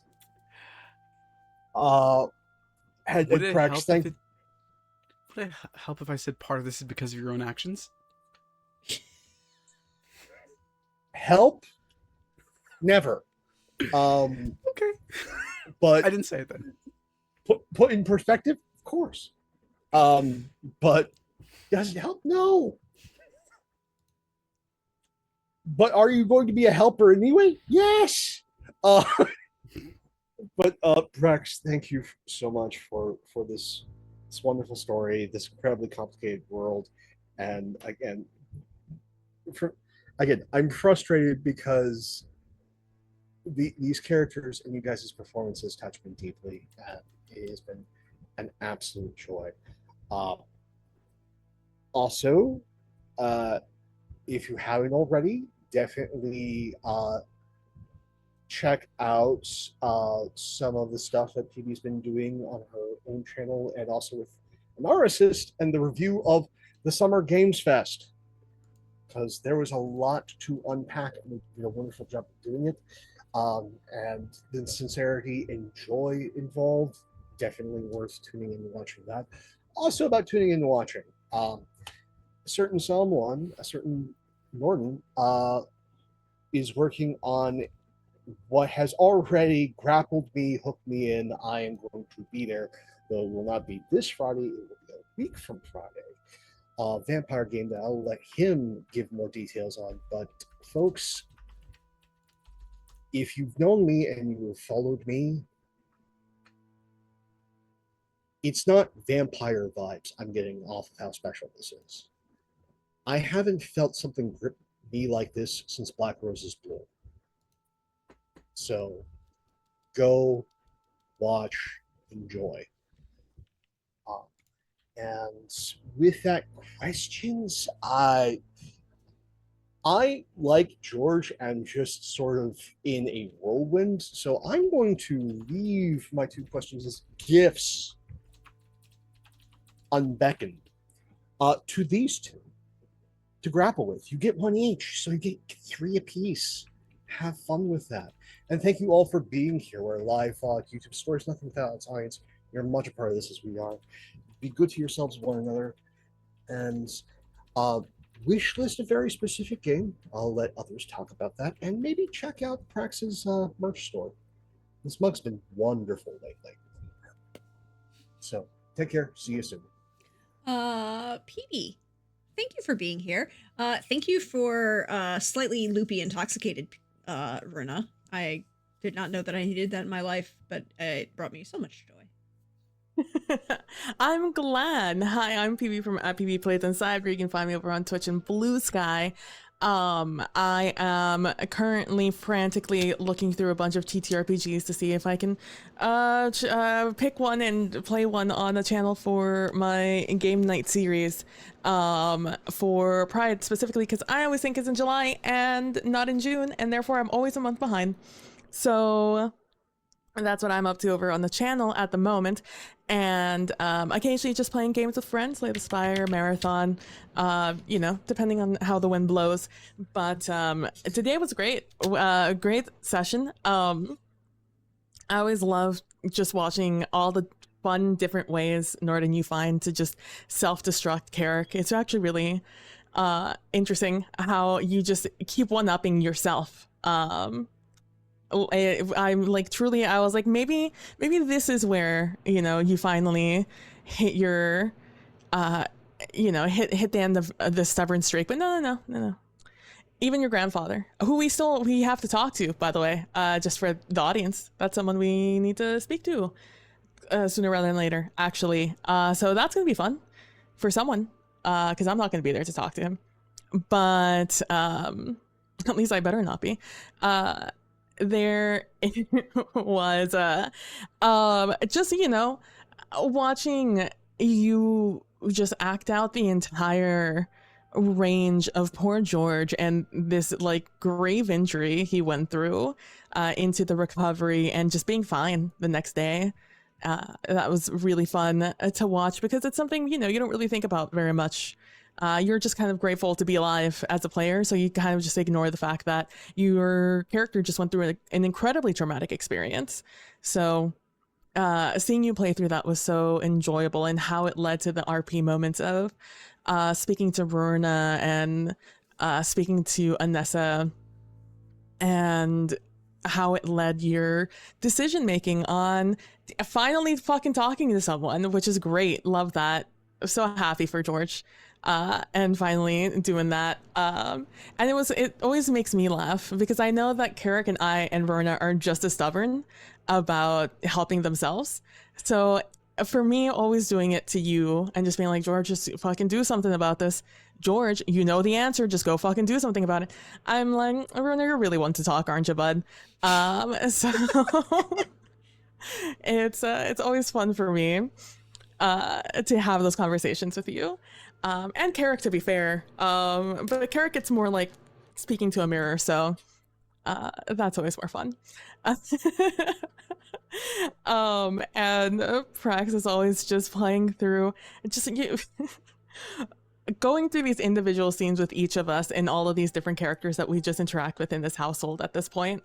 And it's just always forever impressive to see how you manage to just weave in and out of all of these characters, and it really speaks to your ability to character create and even have them grow as our actions influence their world.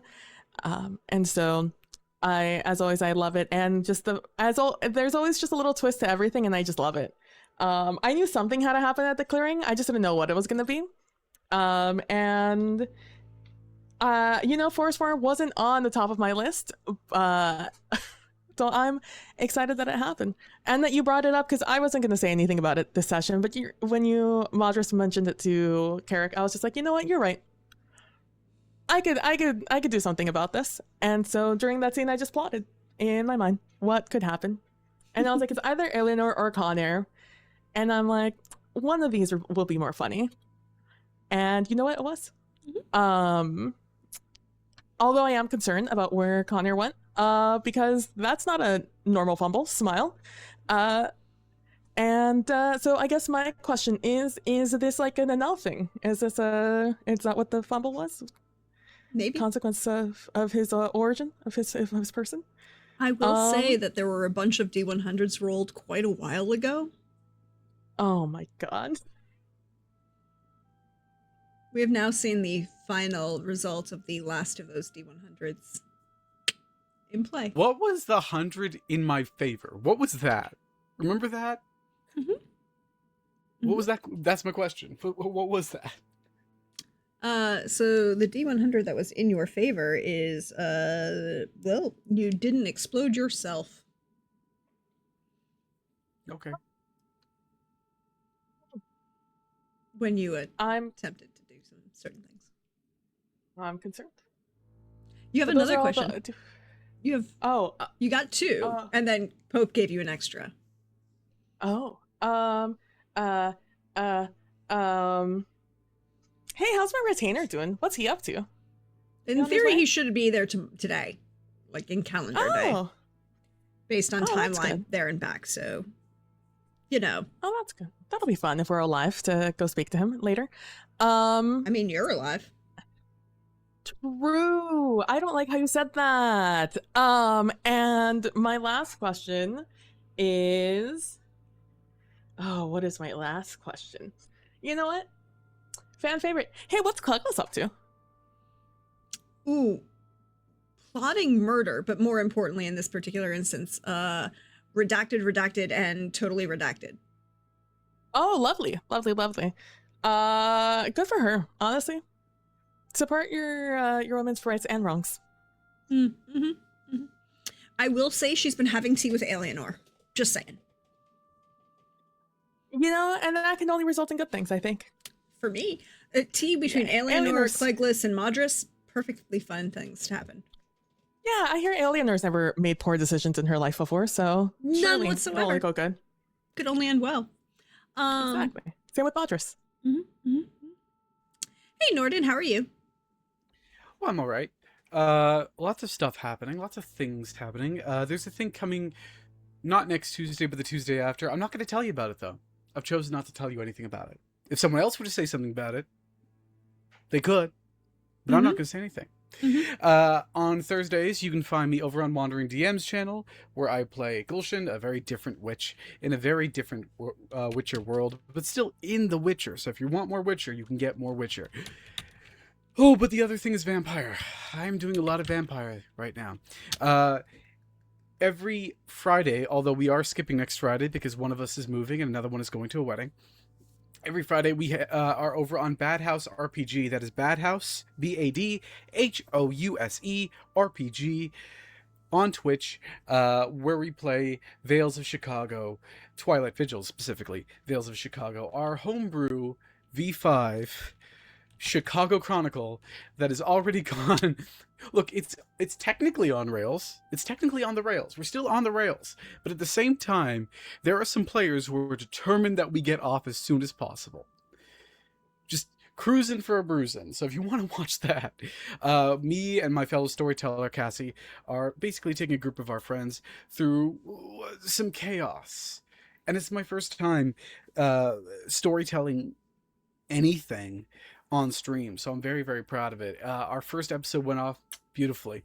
Speaking of vampire, though, because I'm not done, I've secretly been working, speaking of Simon, with Simon and Kiana Shaw and all of the fun folks at Flyos on a Vampire the Masquerade video game. I mentioned it right at the start. I'm going to mention it right now.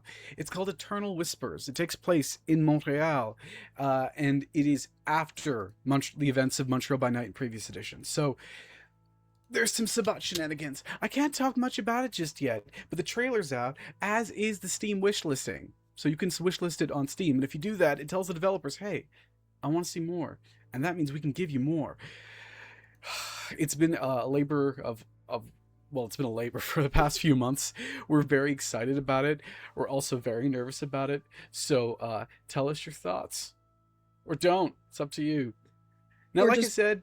Go click the Yeah. link in chat to wishlist it on Steam right now. Go do it. Exactly.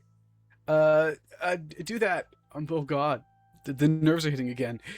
Sorry, it just came out today. It just revealed today. Anyway, that's it for me. I do have 2 more questions on my docket, though. So here's my first question. Is Gwendolyn actually dead? You have to find that out in reality. Fine, but I still keep my questions. Is Connor actually dead? You have no idea. Damn it. Is my grandfather actually dead? No. Okay, well, there you go. I'm down to one last question. And my last question is this. will Cleglis and Runa actually ever get married?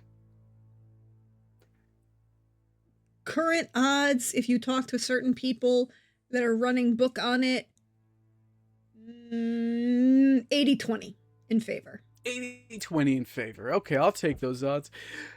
That's it from me. So like I said, Thursdays, Wandering GM's channel. Fridays, Bad House RPG channel. Sunday, right here. And Tuesdays, keeping mum. On to you, Prax. Indeed. Well, first of all, thank you to all of my wonderful players for playing with me tonight. Thank you all for being here. Thank you for this wonderful story that we're telling together. Thank you for making strong character choices and decisions and choices. All of those lead to very positive outcomes for me. Thank you, Carrick, for choosing to go in an entirely different direction in the mists that was not one of the 3 routes that you could have said. As they say, you know, you took the road less traveled, and that made all the difference. That, you know, was a choice, a decision you could make, and you made it. You made that one. Thank you, PB, for using yourself as an experimental individual. I appreciated that a whole lot. Also, greatly appreciated the fuck it, he's not ever gonna give me what I want. I'm just gonna go around him. Fuck you, Carrick. You can't get mad. It's your own damn fault. Loved it. Thank you, Pope, for both the wonderful chat with Anessa, which was great, but also the beautiful moment with Runa where you're talking about, well, I tried to stop him. I'm trying to help him, and Runa's like, y'all, you can't help him. He doesn't want it yet. We'll figure it out. So that was beautiful conversation there. As for me, well, first of all, yes, if you've missed out on anything, I should tell you that there is a YouTube, which is very important because there is on Saturday coming up, this upcoming Saturday, I can do numbers in my head. The 13th. Wow, I can totally think. The 13th. On the 13th, episode 4 of Truly Madly Falkenstein will release on YouTube. We are in the downhill swing, and we are getting into strong choices were made, everybody. I'm just telling you right now, strong choices were made across the board. We need to know if you are team Moriarty or team Vern. Just throwing it out there. Yeah, Carrick, Norden is team Moriarty. Wants to support the World Crime League. PB is also apparently team Moriarty in support of the World Crime League. Okay. Anyways, we also have a Ko-Fi that supports the channel and goes towards all of the production that you see, which is important because I'm going to make an announcement for it in your second. And there's a merch store, including beautiful merch from for our Truly Madly Falkenstein that has stuff like our Action Alchemist on a jersey, you know, and stickers, because everyone wants to be subtle like a German. As you do, because Trooper is great. But then Sunday, we come back here, and there's Witcher. So Saturday, Truly Madly Falkenstein on the YouTube. Sunday here on The Witcher. And Tuesday, the 16th. So not this Tuesday, not the 10th, but 16th, a week from Tuesday. Or not the 9th, a week from Tuesday, the 16th. I am going to be running Fate. I'm going to be running a little game with some of my fabulous friends called Fate of Taormina. Picture it. Sicily, 976. If you know anything about that particular time period in history, there are some very interesting things that are going to be happening and going to be discussing. I took myself this week to New York City Public Library to do a bunch of research for this game. It will be a lot of fun. It'll be some very interesting. I'm going to be announcing over the week other players that will be in this game, aside from the individual who is directly underneath me who will be playing in this game. Hey, yeah, you. Trying to hide yourself. No. Norden will be there. And I'll, making other announcements as we go. But it will be a very wonderful kind of experiment. We're going to do character creation and session 0 live on the 16th. Then we're going to have 6 weeks of game and then one last session to do denouement, breakdown, after action kind of report, kind of fun times with everybody. So that's this, not this week, but next week. All the fun things that are coming up. And you should definitely be here. It's going to be a lot of fun, a lot of joy, and a lot of I can't make this shit up. This is actually history. I can't make this shit up kind of moments. But we will see you Sunday or next time. Let us see if there is anybody up to raid tonight. Yeah, we're going to go send some love over to Little Cup of Joe. They're just getting started, so we'll go send some love to them now. Thank you all for being here, and we'll catch you next time.